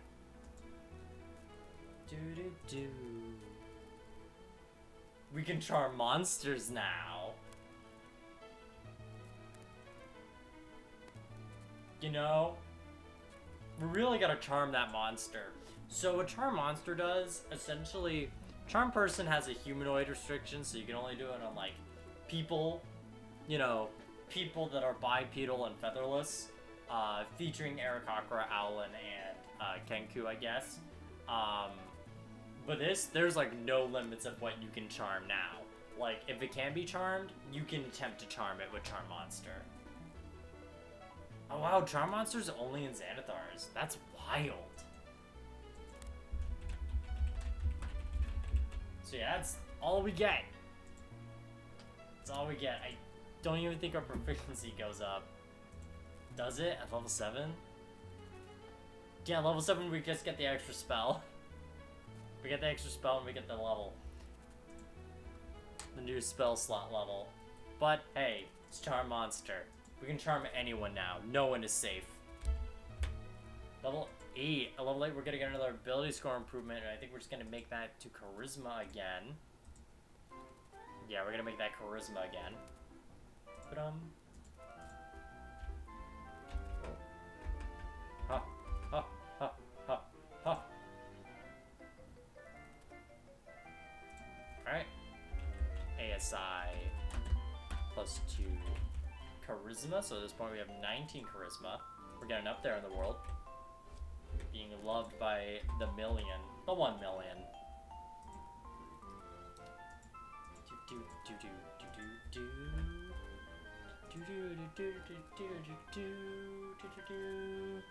Here we get access spells. Let's check out some more 4th levels if we want any. I don't think we get Confuse Ray. So I don't think Infusion would work. Freedom of movement could be pretty interesting. Because we're like a little, well, we don't really have a lot of movement options as a normal Jigglypuff. We're mostly tanky. So we're going to be able to more concentrate on spells really well. Ooh, Compulsion could be really fun. So, Compulsion is a Bard-only spell. It's one of the rare Bard-onlys. And you can choose a creature. Creatures of your choice that you can see within range. It's 30 feet. That can hear you must make wisdom saving throws. If it can't be charmed, it automatically succeeds. But a failure, target is affected by the spell. That's crazy. Until the spell ends, you can use your bonus action on each of your turns to designate a direction horizontal to you. Each creature affected must move as much movement as possible to move in that direction on its next turn. It can take its action before it moves. After moving in this way, it can make another wisdom saving throw under its effect. The spell isn't, the target isn't compelled to move in an obviously deadly hazard, such as a fire pit, but will provoke opportunity attacks to move the designated creature, designated destination. So essentially, you can just, if they fail, you can just manipulate where people go in the battlefield to make people get fucking cheese gratered. Like, if you guys have a bunch of allies, they can just pummel on a bunch of like people or on a specific target, and you just get to puppet them around. That sounds a lot of fun. We're gonna put Compulsion. Because you know what? Jigglypuff is a horrific mastermind. Jigglypuff would do the everyone look right, everyone look left from Lion King, I just want to be king. I can't wait to be king. Up to level 9. Level 9, we get access to 5th level spells, baby. Oh, here we get so many good options here. Alright, so we want to be petty. I'm thinking, okay. Alright. So, some options to be petty that we can do. We could just straight up mind control someone with Dominate Person. Though, I don't know if Jigglypuff would straight up mind control someone. That would be more like if we had like Hypnosis or something. We have Sing as our designated sleepy spell. So what we could do. Alright, so we got a few spells here that are really good high level enchantments, like Gesh or Gios, like Code Gios. That one's a pretty cool spell. Essentially, if you have a minute with someone, you can cast it and you give them an order they have to follow, and this order will last for up to a month. And if they disobey the order once per day, they take 5d10 psychic damage. So I can kill an average man like about 8 times over. So not pleasant at all. But I don't know if we're that petty yet. I think that'd be a cool like extra spell to get. Mislead is kind of cool because essentially you get like an illusionary duplicate that does shit for you while you're invisible and fucking around. Modify memory is literally the gaslight spell where you just change someone's memory of like in a 10-minute span to make them think something else happened. But I think the most fitting is dream, right? We're all about making people go to sleep. We gotta have a dream. We gotta... Oh, that'd be so cool if we just, like, drop someone in sleep through, like, a sleep spell or catnap. We can do dream. So dream can do two things. Dream can either be good for long-distance communication. Like, it could be a way for you to talk to someone else in a long distance while just sort of in a dreamscape that you can control and, you know, have perfect memory of and everything. So again, really good for communication utility. Or you could be or you can give someone a nightmare. And mind you, the spell can last up to 8 hours because, you know, it's just a night's sleep. And if they fail a wisdom saving throw for this nightmare, they get 3d6 psychic damage and do not gain the benefit of a long rest, which means they would also likely have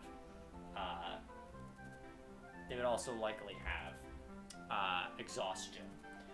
Additionally, oh, I didn't know this. If you have a body part, lock of hair, clipping of a nail, or small portion of the target's body, target makes a wisdom saving throw at disadvantage. Wow, I didn't know that. Alright, so I like the idea. So when I was doing my big campaign with Yorick, my necromancer, I had this long thought because I picked up Dream because it was a good way to communicate with NPCs and player characters in secret. And my favorite thing to consider, because with Dream, the nightmare could be anything, right? It could be a horrific monster hunts you down, and you can't do shit, or you can have your victim in sleep paralysis. The chair. There is the void. They're stuck in their chair. They're looking directly at you. You're just there. The bowl of grapes. And you're just eating grapes while making direct eye contact, but that person is paralyzed in this dreamscape for 8 hours. And there's nothing they could do about it. Like, literally, no matter if they pass the save or not, the dream happens. The dream just happens. And I just think that's funny. So we're getting Dream, especially because we get a lot of spells that let people go to sleep. Bum, bum, bum, bum, bum. Let's see, did we get anything else at level 9? Please, do we get anything else at level 9? We don't. Our Song of Rest goes up. We get people get better short rests. Alright, now level 10's a pretty good level for bards, who get quite a few things. So, one, our bardic inspiration goes up.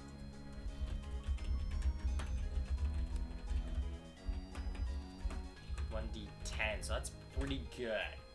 Especially at 10th level. Like, this is the point where you can do a lot of impossible things. This is how you get 30s for someone who's not a skill monkey. Let's see.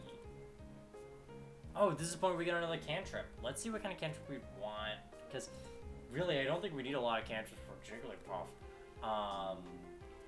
Let's see. Why don't we just do message, so we can either communicate with people or give people intrusive thoughts.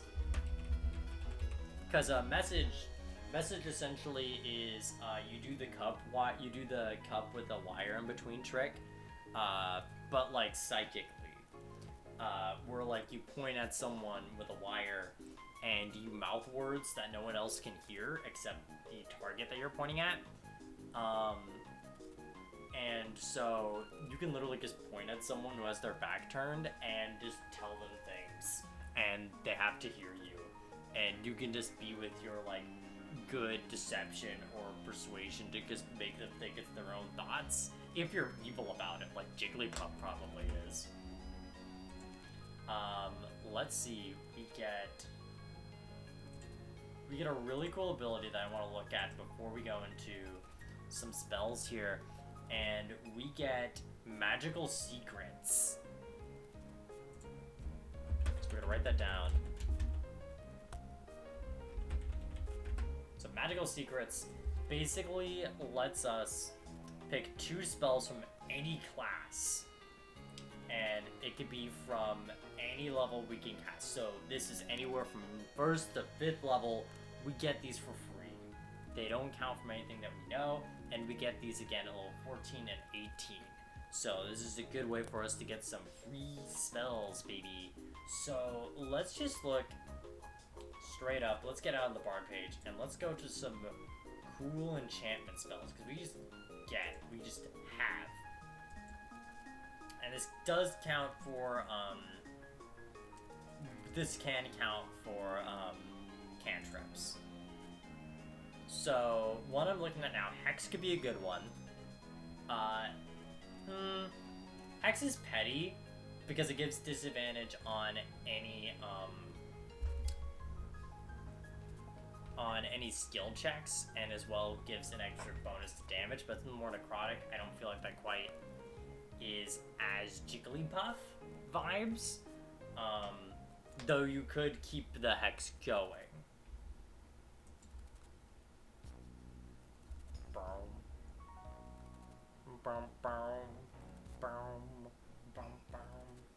See, Gift of Gab could also be really good, because Gift of Gab is essentially, that is a very quick gaslighting spell. You essentially pay $2 to capitalism, and you basically have a redo on like a quick thing that you said.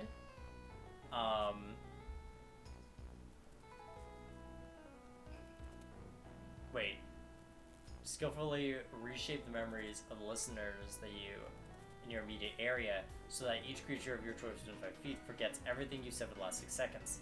Those creatures then remember that you actually said the words you spoke with a verbal component as a verbal component as a spell. So wait, you just... Wait, hold up. Wait, so... Okay, wait. So you cast the spell. You can reshape the memories of the listener in your immediate area, so each creature of your choice within 5 feet forgets everything you said in the last 6 seconds. These creatures then remember that you actually said the words you spoke. Okay, so basically, yeah, so this is gaslighting the spell. So yeah, they just remember what you used for your spell components, and this is a reaction, so you could use this immediately when you feel like you fucked up.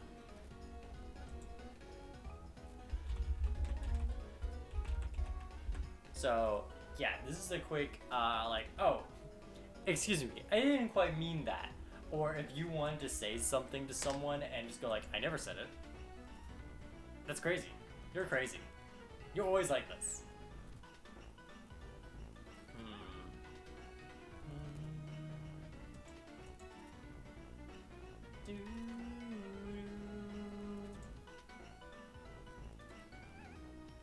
Let's see, what's some other types of spells that we could get? Let's see, some illusions maybe. Let's see what we can get for that.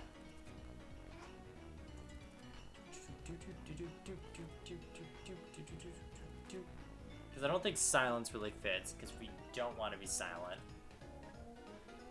Hypnotic pattern's pretty cool, but I feel like we are a lot more sound-based than visual. I don't know. See, I was thinking Phantasmal Killer, because Phantasmal Killer is really petty. Not really petty, it's horrifying.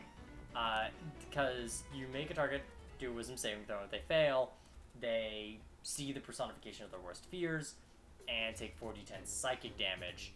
And they repeat the saving throw at the end of their turn. If they fail, they keep taking the 4d10 psychic damage, which is horrifying.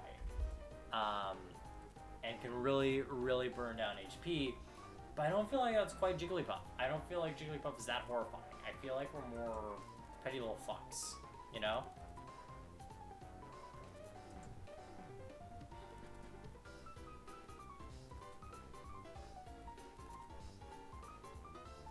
Let's see, I think Seeming. Yeah, that's a spell I was thinking of earlier. Let's see, Wild Guess. What do we go for Evocation? What kind of Wild Evocation spell can we get for Jigglypuff that may be oddly fitting? You know what, let's look at Jigglypuff's modern moveset. Jigglypuff can learn Gyro Ball, Hyper Voice. Ooh, maybe we could find one that's Play Rough. Double Edge, you know, because Jigglypuff can get pretty aggressive. Ooh, in that case we can maybe look at some transmutation spells. At least second level. Because Enlarge Reduce is an option. We always get up that.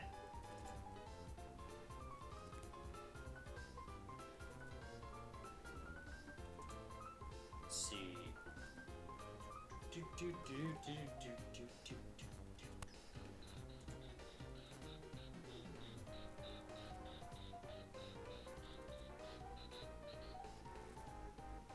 Alright, so Blink would be funny, but I don't think we have teleportation powers. Sorry, guys. I think that's just a thing.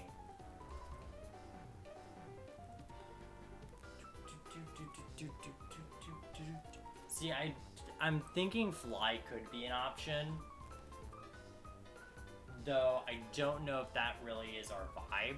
Because I do like the idea of us floating around because we're more of a balloon.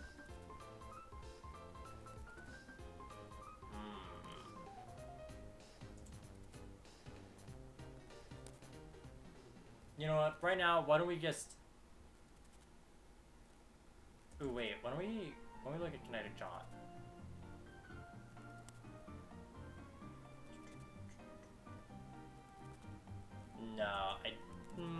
No, if we're going for Jigglypuff from the candy material, I don't think so. So yeah, let's just go with Enlarge Reduce. So Enlarge Reduce...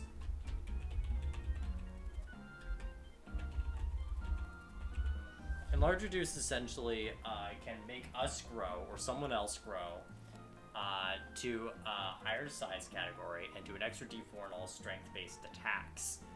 Additionally, if we want to reduce someone, they have to make a Constitution saving throw or be a size category smaller and do minus d4 on any strength-based attacks.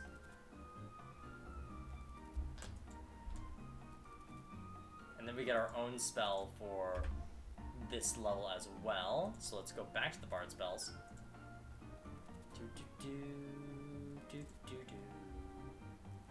Let's see. I think here we'll go with Modified Memory because it looks like right now we've been being an absolute gaslighter girl boss.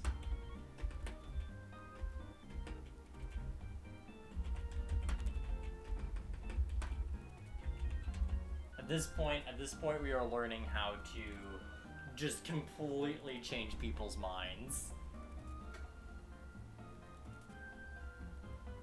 Just to be like, no, you don't remember that actually. No, you don't remember. Don't you remember? I was like your best friend in high school. Yeah, no, I did that one thing for you that one time, and it was like so cool. Right now we're at 11. So now we get access to 6 level spells. That's right, we're going some real big boy shit.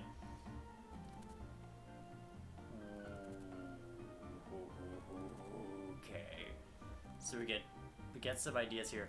We do mass suggestion, which I think how many people does it target? Yeah, it's essentially it's like suggestion, though the time limit is significantly increased to a whole day. How many people does it target? Let's see. Influence up to 12 creatures of your choice that you can see within range that understands you. They can be charmed. Typical suggestion rules. Yeah, so this could be up to a whole day. If you upcast it, it could be up to 10 days. 8 to be a month, and 9 could be an entire year. So you can just manipulate a mass group of people to do a small favor, a small request for you.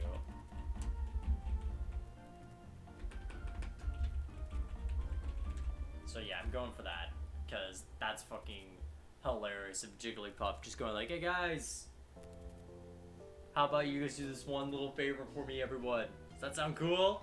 Great for starting a fan base or a cult.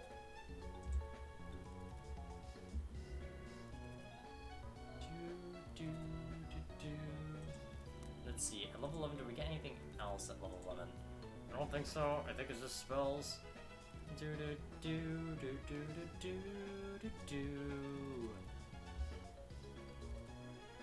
Yep, just spell. Wait, what the fuck? Wait, we didn't even get a spell level 13? Wait, we didn't get. Wait, what? Oh, we got 2 spells at level 10. What the fuck? Wait, what? So we get another spell for level 10? What? It just jumps to 2? Okay. But then we don't get a spell at level 12? Why? Okay. That's weird. I don't know why Bard would do this, if that Bard usually got a spell like every level. But I guess they decided to skip it for some reason, so we can go up to not 6. Okay. Let's see.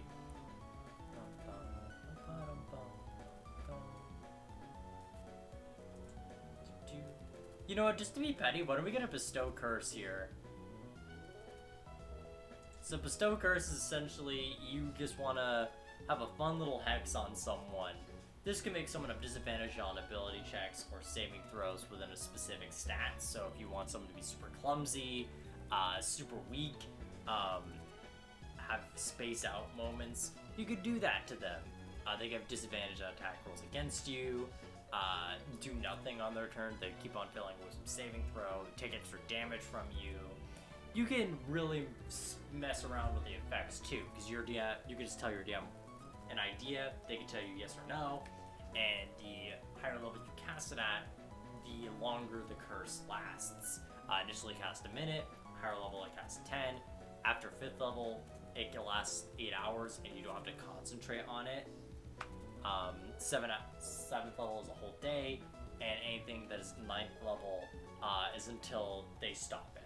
Until you just go like, I would like to stop having this curse. And said curse can also only be usually removed by remove curse instead of dispel magic. But typical thing, if someone sleeps on your show, you can just, curse them. Alright, but I guess we only get that extra spell at level 11. That's it. Well, we get that extra spell slot. Okay, so now we're gonna get to level 12, so we get an ability score improvement. So at this point, we're gonna cap up our charisma and probably go into our con to just have that buffed. So we get maximized our charisma, starting that con buff. He's starting that con buff. Alright, so ASI plus 1. Cha-cha-cha plus 1 con. So we're able to keep those concentrations up and get that big chunky HP. Additionally, we get nothing else. Nice. Nice. And then we get 1 spell, level 13. Let's go, baby. Level 13, what spell are we gonna get? We can get access to 7th level spells now. So let's see what we can get at 7th level. Let's see if we can get other shiny toys. Okay. We can revive the dead, but I don't think Jigglypuff is really capable of that. Even as a Wigglytuff. Project Image could be pretty cool. Because we could essentially have like a hologram that plays out within a 500-mile radius that lasts up to a day. Actually, I want to double check Project, because I haven't checked Project Image. You create an illusionary copy of yourself that lasts for the duration. Copy of yourself appears to any location within range. You can see they've seen before, regardless of intervening obstacles. The illusion looks, sounds like you, but is intangible. The illusion takes any damage, it disappears until the spell ends. Oh, and the spell ends. You can use your action to move the illusion up to twice up your speed, make a gesture, speak, and behave in a way that you choose. It mimics your mannerisms perfectly. You can choose to see through it if you want. As a bonus action, you can switch senses, psychic interaction. Alright, so basically it's cool. I think it's a cool DM spell, not so much what we're looking at here for.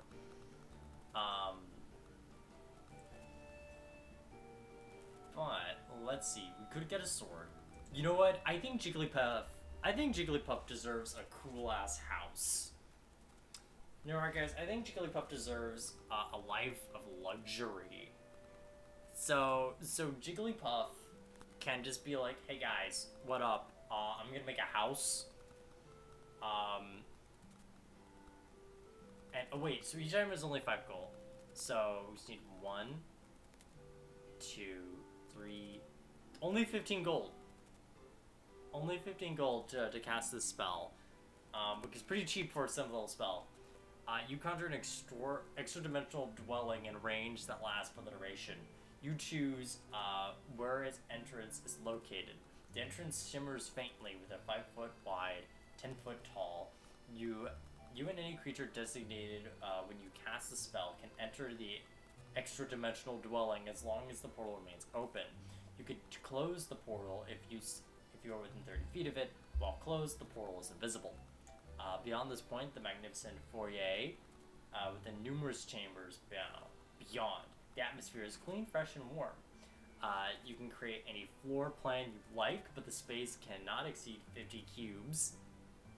Each cube being 10 feet up on each side, so that's 500 cubes, 500 square foot.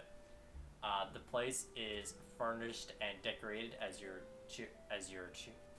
choose. It contains sufficient food to survive a 9-course banquet up to 100 people, a staff of 100 near-transparent servants attending all who enter. You decide a visual appearance of these servants and their attire. They are completely obedient to your orders. Each servant can perform any task a human servant can perform, but they cannot attack or use an action to directly harm any other creature. Thus, these servants can fetch things, clean, mend, fold clothes, light fires, serve food, pour wine, and so on. Servants can go anywhere in the mansion, but can't leave it. Furnishing and other objects created by this spell dissipate into smoke if removed from the mansion. The spell ends if any creature or objects inside the extra-dimensional space are expelled into open space nearest to the entrance. So yeah, Jigglypuff can get a cool house. Jigglypuff's magnificent mansion. Yeah, it's Jigglypuff actually. Jigglypuff made this house. Jigglypuff made our house in the middle of the street. Yeah, Jigglypuff was just like, I'm tired of going around the woods. I'm making my own cool place. It'll last for a day. I'm surprised it's not one of those spells that, like... Oh, did I just... Oh, beans. We're just gonna copy-paste that. Copy. We get to level 14. 14 is a huge spike for Bard again. So here I think we're getting our capstone for Glamour Bard.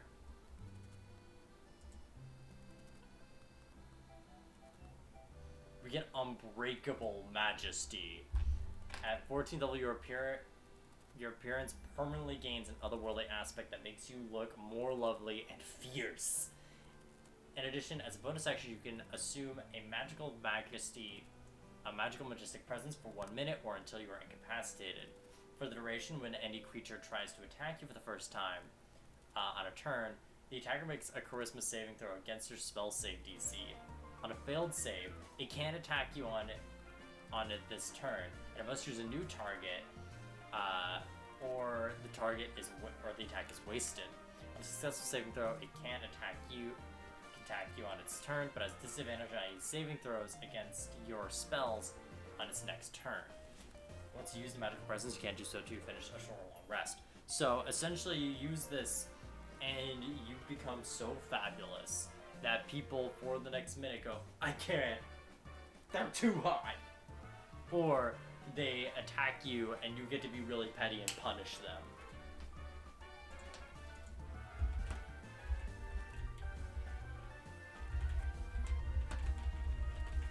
So, perfect for punishing. Perfect for being immune, not getting attacked, or just going like, oh, I see how it is. Smites. So yeah, we get extra spells, and I want to check if we get... Oh my god, we get 4 spells this level, because we get 2 spells normally. And we get 2 more additional secrets. Cool. Nice. Let's go. So let's see what we got on our normal bard list. Level 14 now, so we get up to we still get up to 7th level spells. Okay. So let's just check up on some lower spell stuff, see if there's anything that we want here that fits the Jigglypuff vibe. Shatter, yeah, we could pick up Shatter. Shatter's like our clot. That's a spell we probably could have gotten earlier. But Shatter's basically we scream really loud. That could be hyper voice or disarming voice, really any kind of vocal spell. Essentially, it creates a 10-foot radius of loud as fuck noise that does about 3d8 thunder damage, and if it is targeted on anything that's inorganic, like say stone, crystal, glass, that have disadvantage on the saving throws, it's more likely to break objects.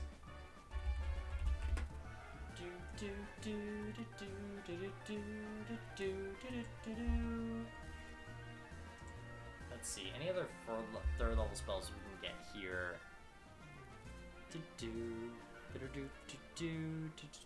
No, we can send Sending. We can get Sending. So Sending is a very good utility spell that allows you to send a 25-word message to someone regardless of how far away they are. Even if they're another plane of existence, you only have a 95% chance it won't reach, because you have to roll a d100, and if it's if it's that 5%, it doesn't go through. But even then, you can literally just tell anyone anything if you feel like it, and they can respond back, but they have no choice but to hear you say what you want to say. And I feel like that's pretty petty. Especially if you just want to call them a loser and insult them for fun. Oh wait, no, we're not done with level 14, because we still got magical secrets. Now I want to kind of look over our spells real quick, because I think most of our spells are against other people. Let's see. Would this even be worth it?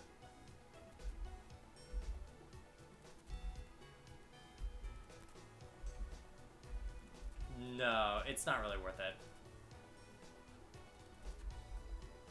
Alright, so let's just look at some other spells. So let's, you know what, wild take, why don't we look at some Warlock spells? Because Warlocks also have a lot of good, funky social spells.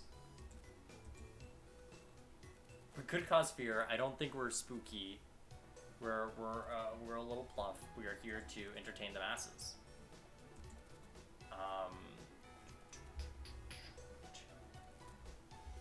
Let's see. Jigglypuff picks up the Shadow Blade. Oh, that could actually be really cool if that's like the microphone. The shadow microphone. That would be really funny. I don't think it fits, but I think that's super funny.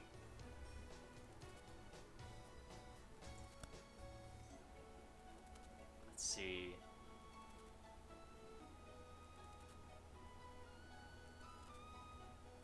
Oh, we can summon a Fae. That'd be really cool. That's just neat. Some Fae is one of these newer spells from Tasha's where you summon a creature. They haven't got this whole stat block over here. But essentially, you summon a Fae up to an hour, and it acts immediately after your turn. If you don't give it a specific command, it will take the dodge action, which makes it have advantage on dexterity saving throws and gives people disadvantage on attacking it. When you cast a spell, here's its general stat block, just sort of absorb it. It'll have as many attacks equal to half the spell you summoned, so if you invested a 3rd level spell slot, it'll only attack once, but if you cast that a 4th level spell, it will attack twice, so we get multi-attack then. Depending on what kind of Fae you summon, you will get 3 kinds of Fae. Wait.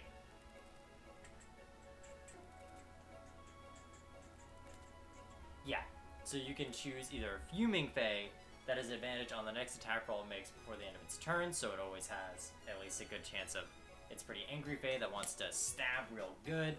Get Mithril Fae that can force one creature that sees within 10 feet of it to make a Wisdom saving throw, or if it fails, they are charmed by the Fae for 1 minute until they take damage. So a good way to distract people, or a Tricksy Fae that can create a 5-foot cube of darkness to really mess around with people, make them not know where they are, temporarily blinding them. And it's magical darkness, so they can't go through it with dark vision. So it could be really good. That one could be a lot better for more social stuff. They also can teleport up to 30 feet, because why not?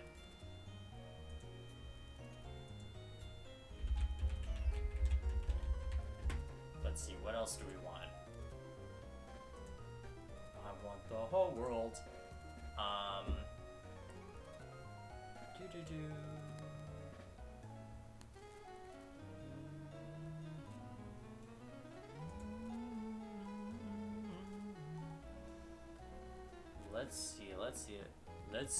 Let's see. Because we can go up to anything that's 7th level right now. Conjure Fae. We can go even further in the Fae angle. If I really wanted. I don't think Tasha's guys would fit, even though that's a really cool spell. Mental Prison. That's something to eye.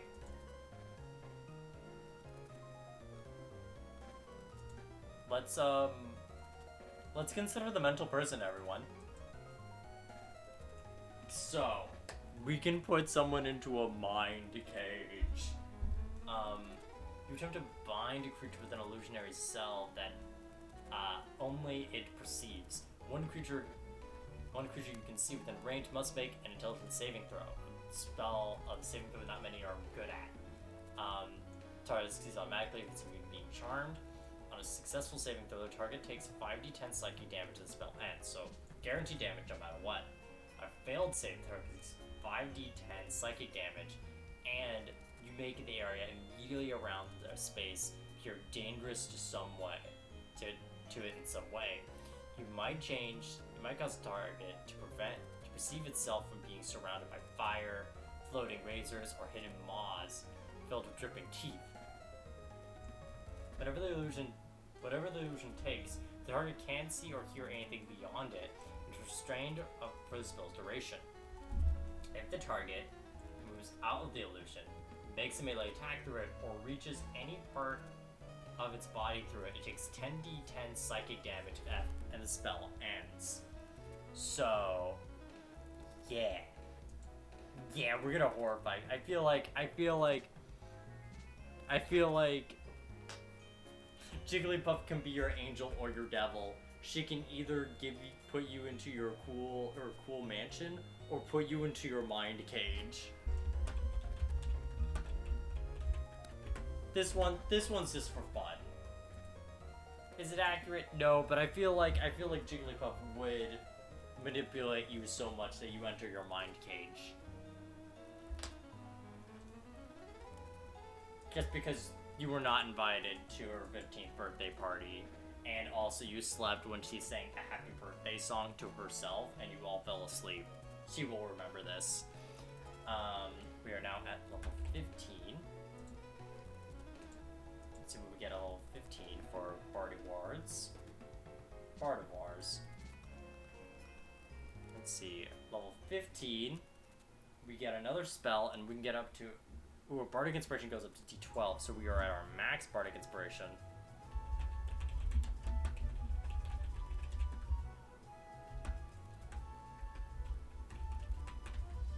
So we can get big supports. We also get access to 8th level spells, which is pretty wild. I wonder what we can get from there, because I remember 7th level spells not being the coolest shit, but 8th level is pretty wacky. Oh, we gotta pick up Gibless. So Gilbliss is a wacky spell where you just have an hour, and until the spell ends, when you make a charisma check, you replace any number you roll with a 15. So you can't roll lower than a 15, right? Additionally, no matter what you say, magic that would determine if you're telling the truth indicates that you're being truthful. So, with Jigglypuff, let's sort of do the math here. Hi, I'm Panaps. I'm not good with math, but we're gonna do it anyway. So say we lie to someone, right? We convince someone not to, we gaslight, we girl keep, we girl boss. We have expertise in witch skill. We have a more persuasion. So say we want things going our way, right? So that will be, at this point, we're level 15. On 15, we've got efficiency bonus of +5, which means our persuasion is 15. No, wait. Yeah, because we naturally have +5 charisma, so that's 5 to persuasion. Proficiency bonus is +5, so that's 10. We double the proficiency bonus, so that's 10 + 5, that's 15. Yes, so that's 15 naturally. So the lowest we could ever roll is a 16 without this. With Gibless, the lowest we can roll is a 30, which is usually impossible. We can literally make anyone do whatever we want and they'd buy it. So we're getting glibness.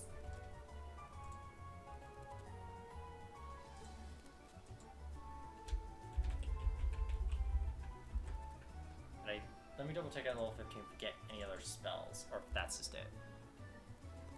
Alright, that's it. Level 16 we get another ability score improvement, so we're just gonna buff up that con more.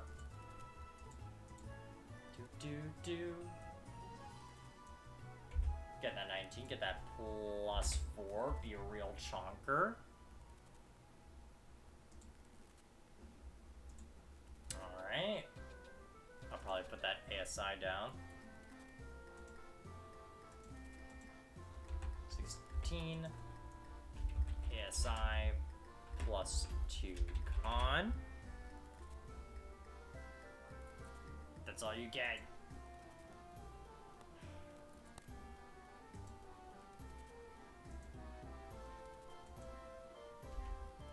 Alright, so we're gonna make that. Do you stop that?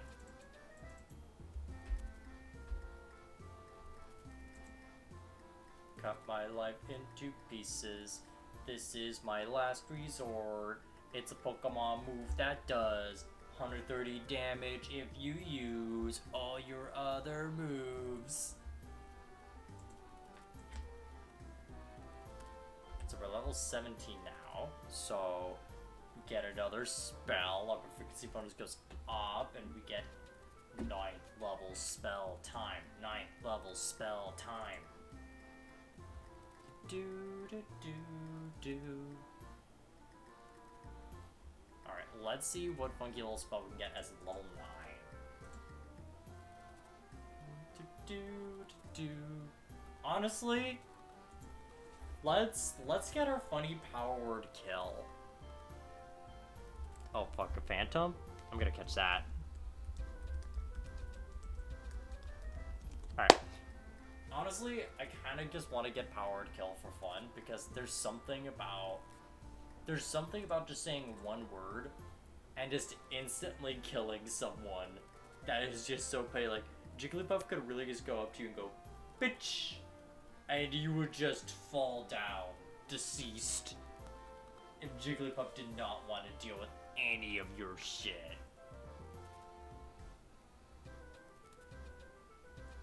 So I think I'm just gonna do power word kill. Give Jigglypuff all power. So yeah, Jigglypuff can just go up to you and go, bitch! And you would just decease. You would just become a firstborn in Egypt when God was like, alright, 10th plague. So yeah, Jigglypuff now has the ability to just kill you. Now, I will say mechanically, you have to have under 150 hit points for the insta-kill, or under 100 hit points for the insta-kill. Also, most people don't have over 100 hit points. So, now then, for level 18, we get we get magical secrets.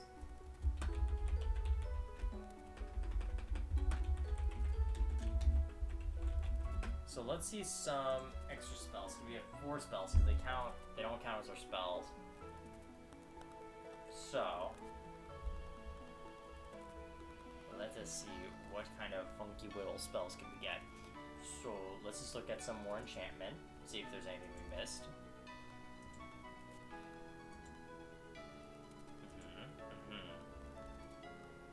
So I don't think we need a Feeble Mind, because Feeble Mind is essentially a spell where we just make someone comatose, just brain dead, just make their intelligence and charisma 1, and make them not understand people. But I don't think Jigglypuff's that harsh.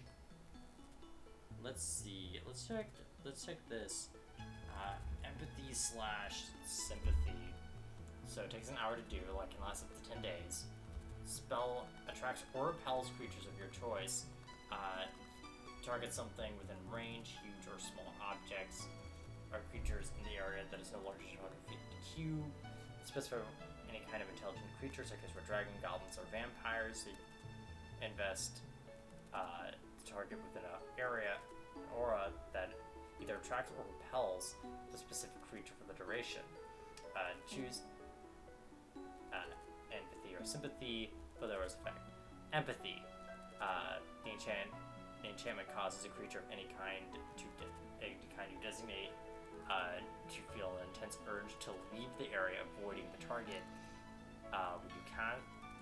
When such a creature you can see comes within 60 feet of it, they must succeed at a wisdom saving throw or be frightened. The creature remains frightened while it can see the target within 60 feet of it. While frightened, the creature. Alright, so basically it's like mass deterring. Alright, let's see what else we can get. Let's see, maybe a level 6 one. Oh, we can just pick up Auto's Irresistible Dance. We should have picked that a while ago.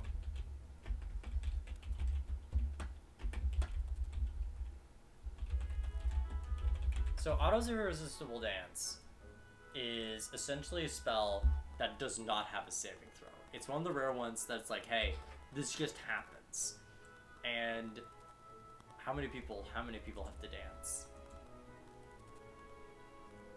Okay, so one creature you see within range that just has to start a comedic dance in place, shuffling, any kind of move, any kind of dancing. Like the only way you can save this if you're immune to charm. The dancing creature cannot move and is disadvantaged on any dexterity saving throws and attack rolls. Yeah, and everyone has advantage to attack it. And as an action, they must make a wisdom saving throw to leave the spell. So it just happens, and they have to deal with it. If they want to escape it, they have to use their entire action to do so. Until then, they have a continuous debuff. So yeah, good charisma. Let's see, what's a fun higher level warlock spell we got here?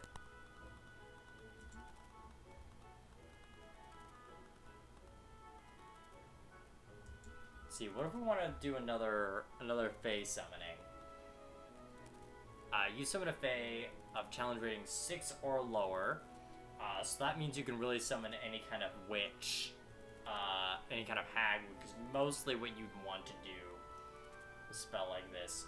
Or Fae spirits that takes the form of a beast of challenge rating 6 or lower. So this also could mean that you can just summon, you couldn't summon a T-Rex. What could you... Alright, I'm curious. What kind of things would you be able to summon with this? So... 5e tools. Bestiary. We are only looking for Beast Fae. Up to CR 6. Alright, so okay, you can summon a mammoth. You can summon a mammoth. You can summon most hags. You can summon a triceratops. A moon shark? Okay, that's a critical role creature. Hulking crab?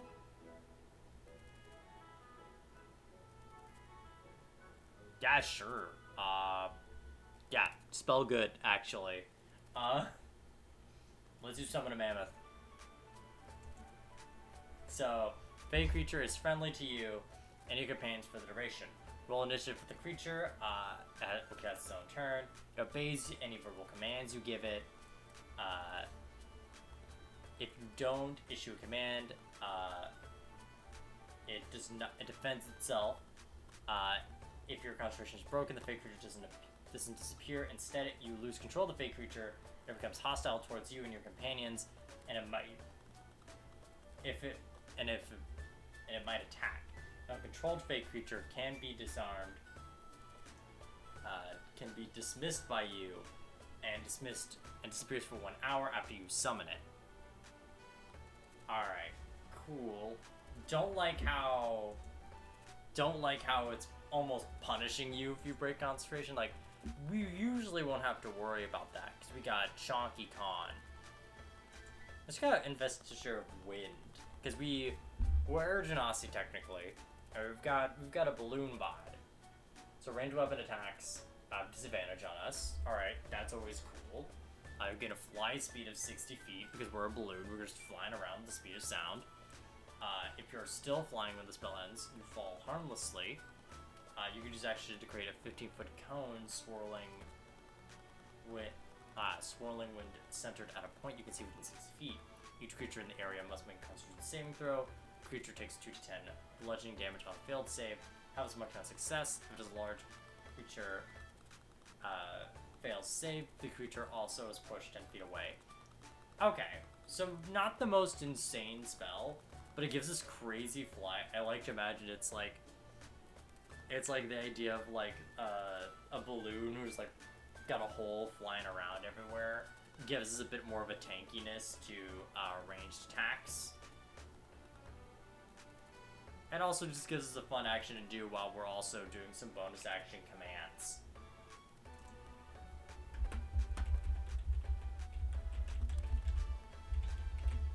Alright, so those are... Hear me out, we can make one of those our Bard spell. Because Auto-Zero Dance is a bard spell.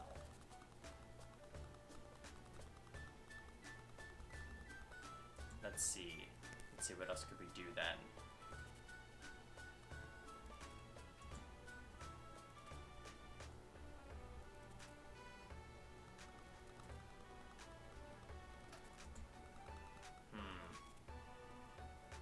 We could just counter spell. Nothing's more petty than a counter spell, so that kind of fits our petty agenda.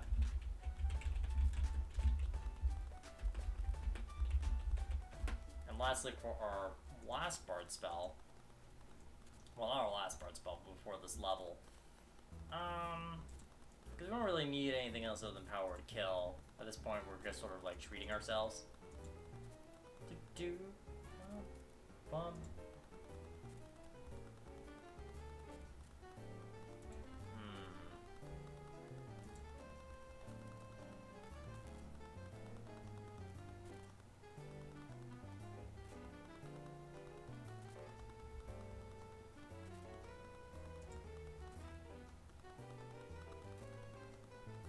You know, why don't we get some greater invisibility? No, I don't think greater visibility really works for this vibe. You know what? Why not some freedom of movement? We're a funny little balloon, and we can just sort of squeeze on by anywhere. You know, we can just deflate, scrungle around. We could also give someone else the sort of inspiration to do these things. When you're under the effect of freedom of movement, you are immune to difficult terrain, as well as paralysis and restraint, so you cannot be held back. If you are grappled or restrained in any way by non-magical restraints, you can just use 5 feet of your massive movement to just escape.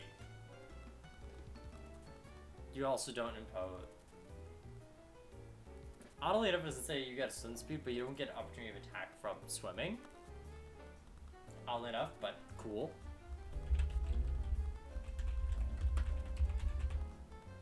Alright. So I believe that's it for level 18. Let me double check.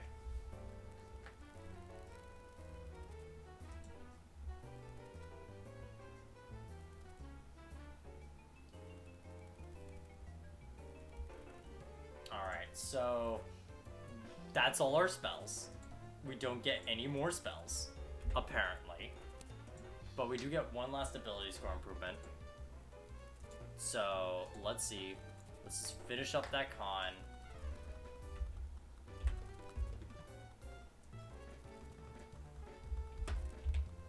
And, you know what, let's just treat our decks a little bit as a treat.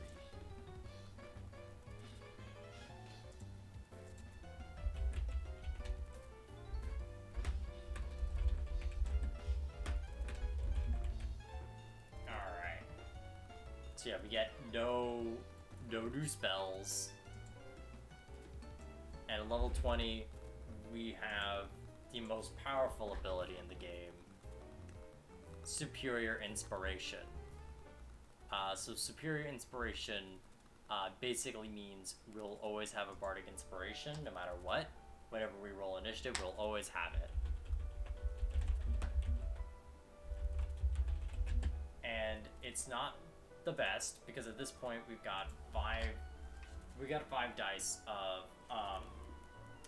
inspiration, and we get them at short rests, but I guess we have one just in case in any combat, so it's really just like, it really is the equivalent of like the whole giving you a taco meme as your ultimate ability while you can't get any more cool spells, so you're just kind of like here and you're like, thanks,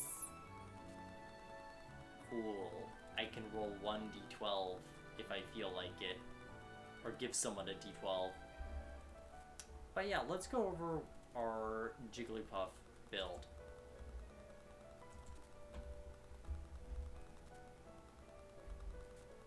So, Jigglypuff started out as an entertainer, just a young gal who wanted to, you know, see the world, have its stardom, and just like really live life, be a great singer. But apparently her singing voice is very calm and soothing, enough that it makes everyone pass the fuck out, which enraged her. committing various acts of artistic assault on people's faces. However, apparently one person never fell asleep throughout a performance and wrote a letter admiring the whole thing, which encouraged Jigglypuff to explore and find other people like him, if not that person. Going in, they learned how to play several instruments, including the guitar, the piano, and drums, and trumpet. All fantastic and elegant instruments, or bombastic ones that Jigglypuff would use for various performances to attempt different styles. In particular, Jigglypuff would attempt to do a lot more rambunctious music, as the hope was it would not make people sleepy. This was a failure, apparently. However, oh god, I need to make my avatar go up a little bit. Whoop. However, Jigglypuff learned how to quickly manipulate people in moments of need with friends to just get by in quick situations before immediately getting out of a situation never to be seen again, as well as insulting people to death, if need be, pointing out their most insecure features. Additionally, she learned to master her sleeping ability, fall down elegantly at any time, minorly get more mass insecurity to people with Bane, and somehow finding a way to get on everyone's good side with a charming personality.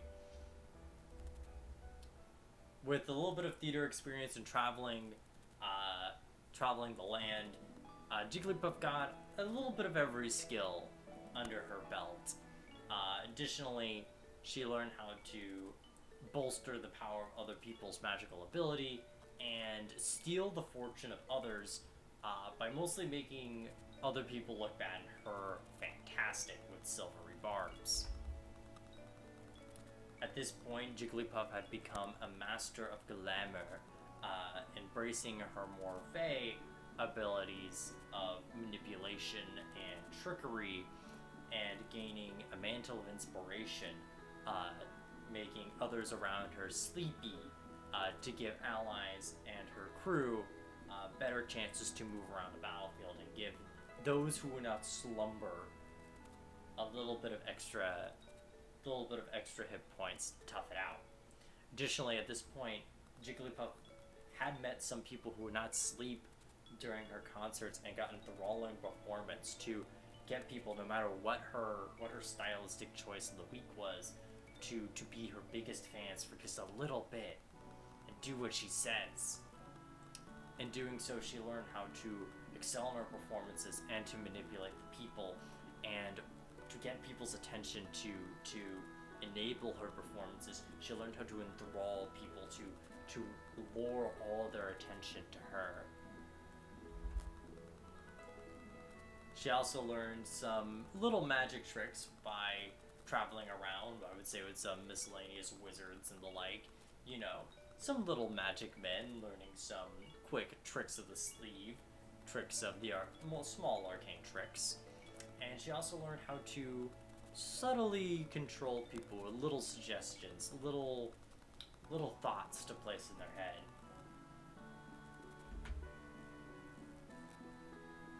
At this point, she learned how to more control her sort of, what would be a right word? I think almost hypnotic songs to slow people down, make them a lot more drowsy en masse, making them more vulnerable to attacks or less likely to attack themselves. Then she got her Mantle of Majesty to get a lot more, think of the hydrate. I have drank some water, but not enough.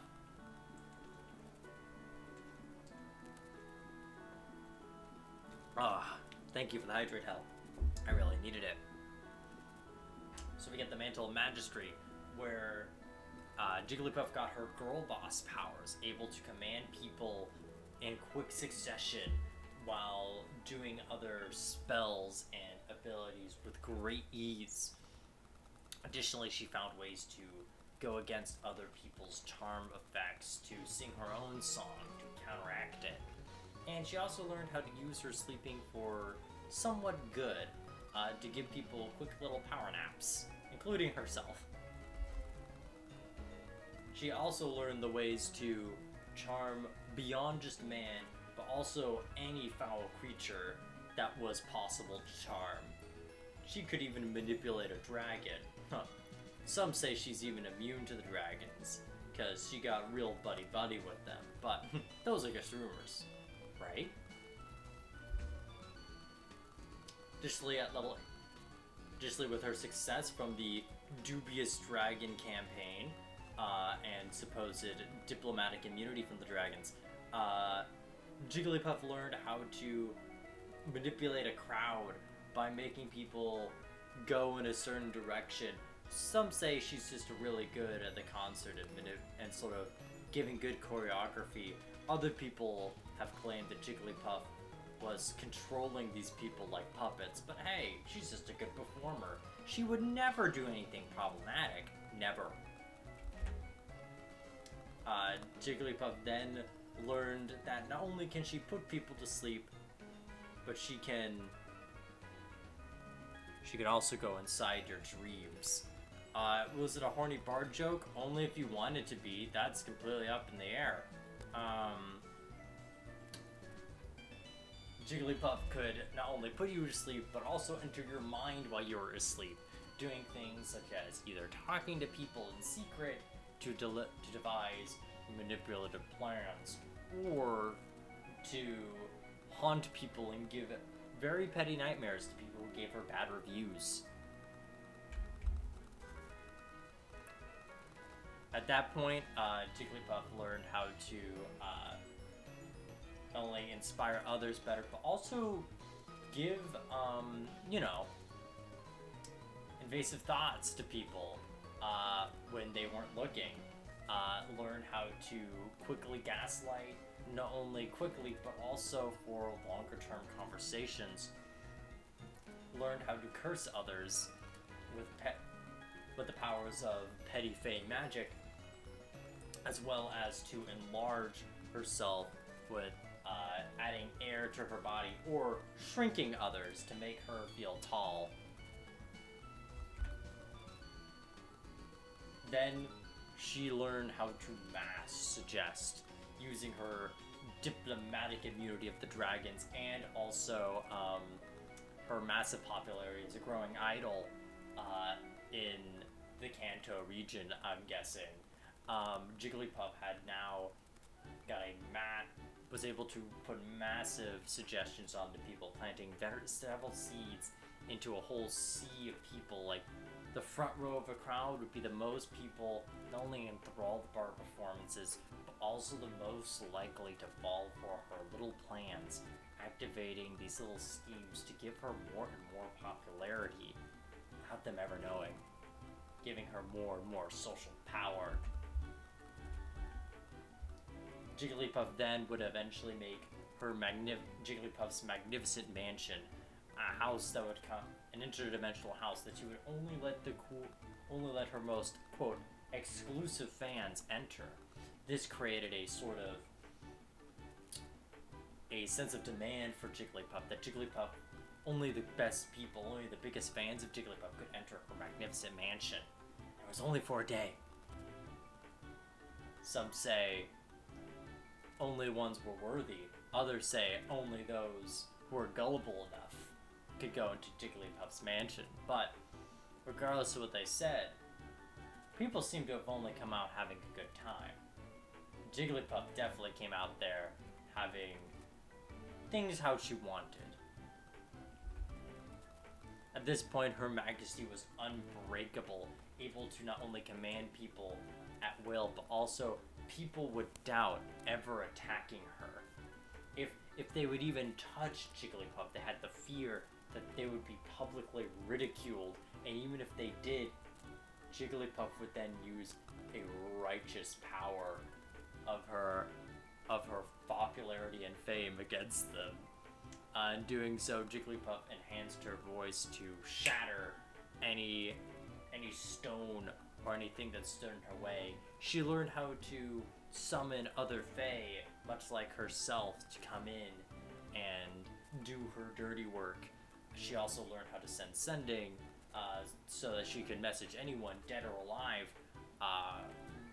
with various messages that they can not unhear. Additionally, there was an incident where Jigglypuff sent someone to had enough of some people who got on Jigglypuff's bad side. Those were sent into the Jigglypuff zone, a horrified small space where they've said only they've seen the worst things. This happens when they had bad Yelp reviews for Jigglypuff, where they have had horrific experiences, some being so scared they died, others just having one of the scariest experiences of their lives. So don't give Jigglypuff a low Yelp review, or if you do, make sure it's in a way that you're just getting attention, but also make it a really positive review, actually. At this point, Jigglypuff was able to be a perfect manipulator, able to get away with anything.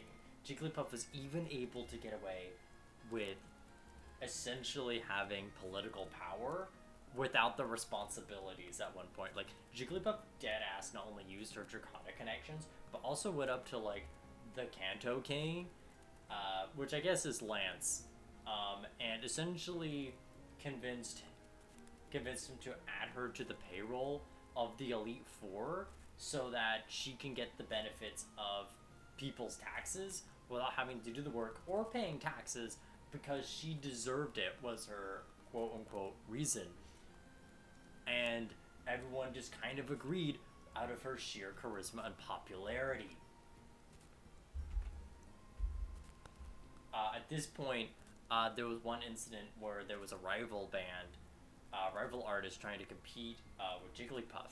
Not much is known about this rival artist, except she said, "Try me, bitch," and then the rival fell dead instantly. So no one ever dared fight Jigglypuff in her idol status of being the best and only idol of Kanto. Additionally, thank you for the hydrate.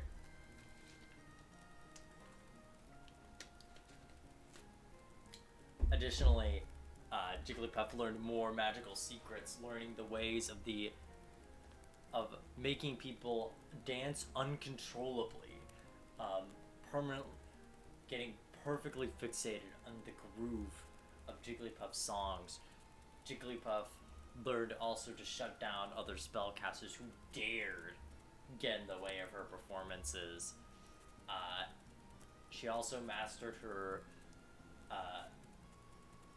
the abilities of the skies, being able to fly around like a whimsical balloon on a birthday party, as well as being almost untouchable by anyone who dared strike her with a weapon. And lastly, she learned the ability to never be held down ever again. Always on the slip, always slipping around, unable to be stopped. Jigglypuff is an unstoppable force. Alright. Thank you, Silver Frog, for summoning another demon most foul. We got the demon president over there. Oh. And lastly, Jigglypuff was said to have an endless source of inspiration. No matter how tough the situation was, or in their darkest moment, Jigglypuff always had one trick up her sleeve.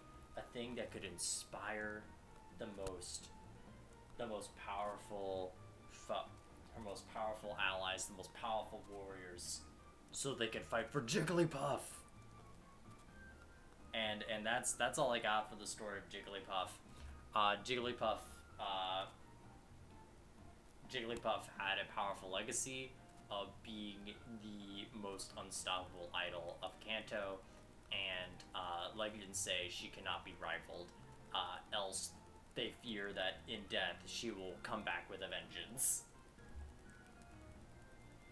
And with that, that's pretty much all I got for tonight. As a reminder, if you want to check out my Discord, which is going to be right here, you can sign up to get a special little role.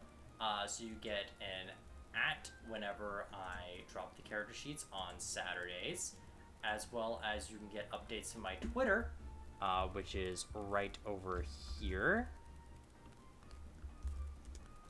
And on Sundays, we roll a little poll to decide what we're going to be doing next. So yeah, I usually give those a day, so you'll have until Monday morning to make your decisions. And I think now we'll look on who we want to raid.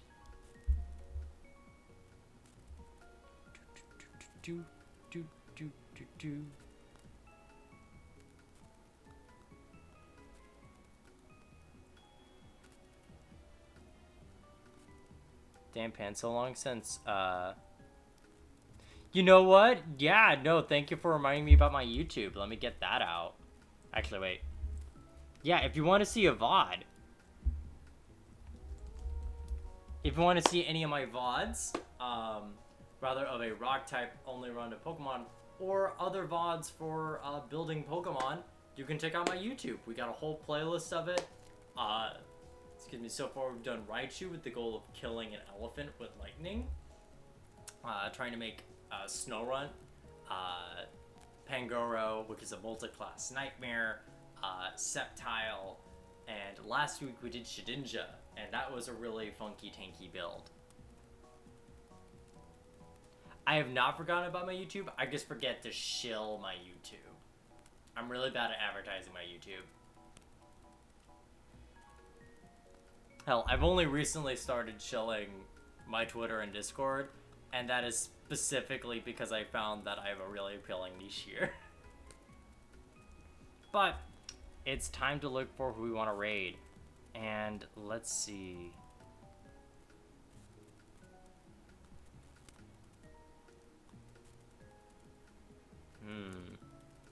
You know, looks like Boingo is trying to finish a game. He's trying to finish a game called Bug Fables. Now, I don't know much about Bug Fables, but what I do know about it is it's essentially a Paper Mario-like. So, yeah, looks like Boingo's trying to finish it. So why don't we give Boingo some support in his final push. Oh, I see we got. I was expecting the strong support from Hell. I wasn't expecting Silver to just like grab me by the throat and go Boingo. Gets closer to my face. Raid Boingo.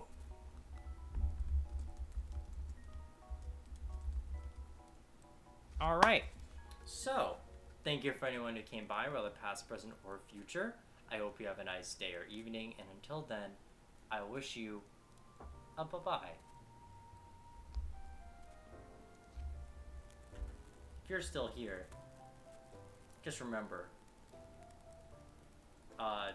Jigglypuff it may be a Sailor Moon character because he can get powered by the moon. Okay, bye.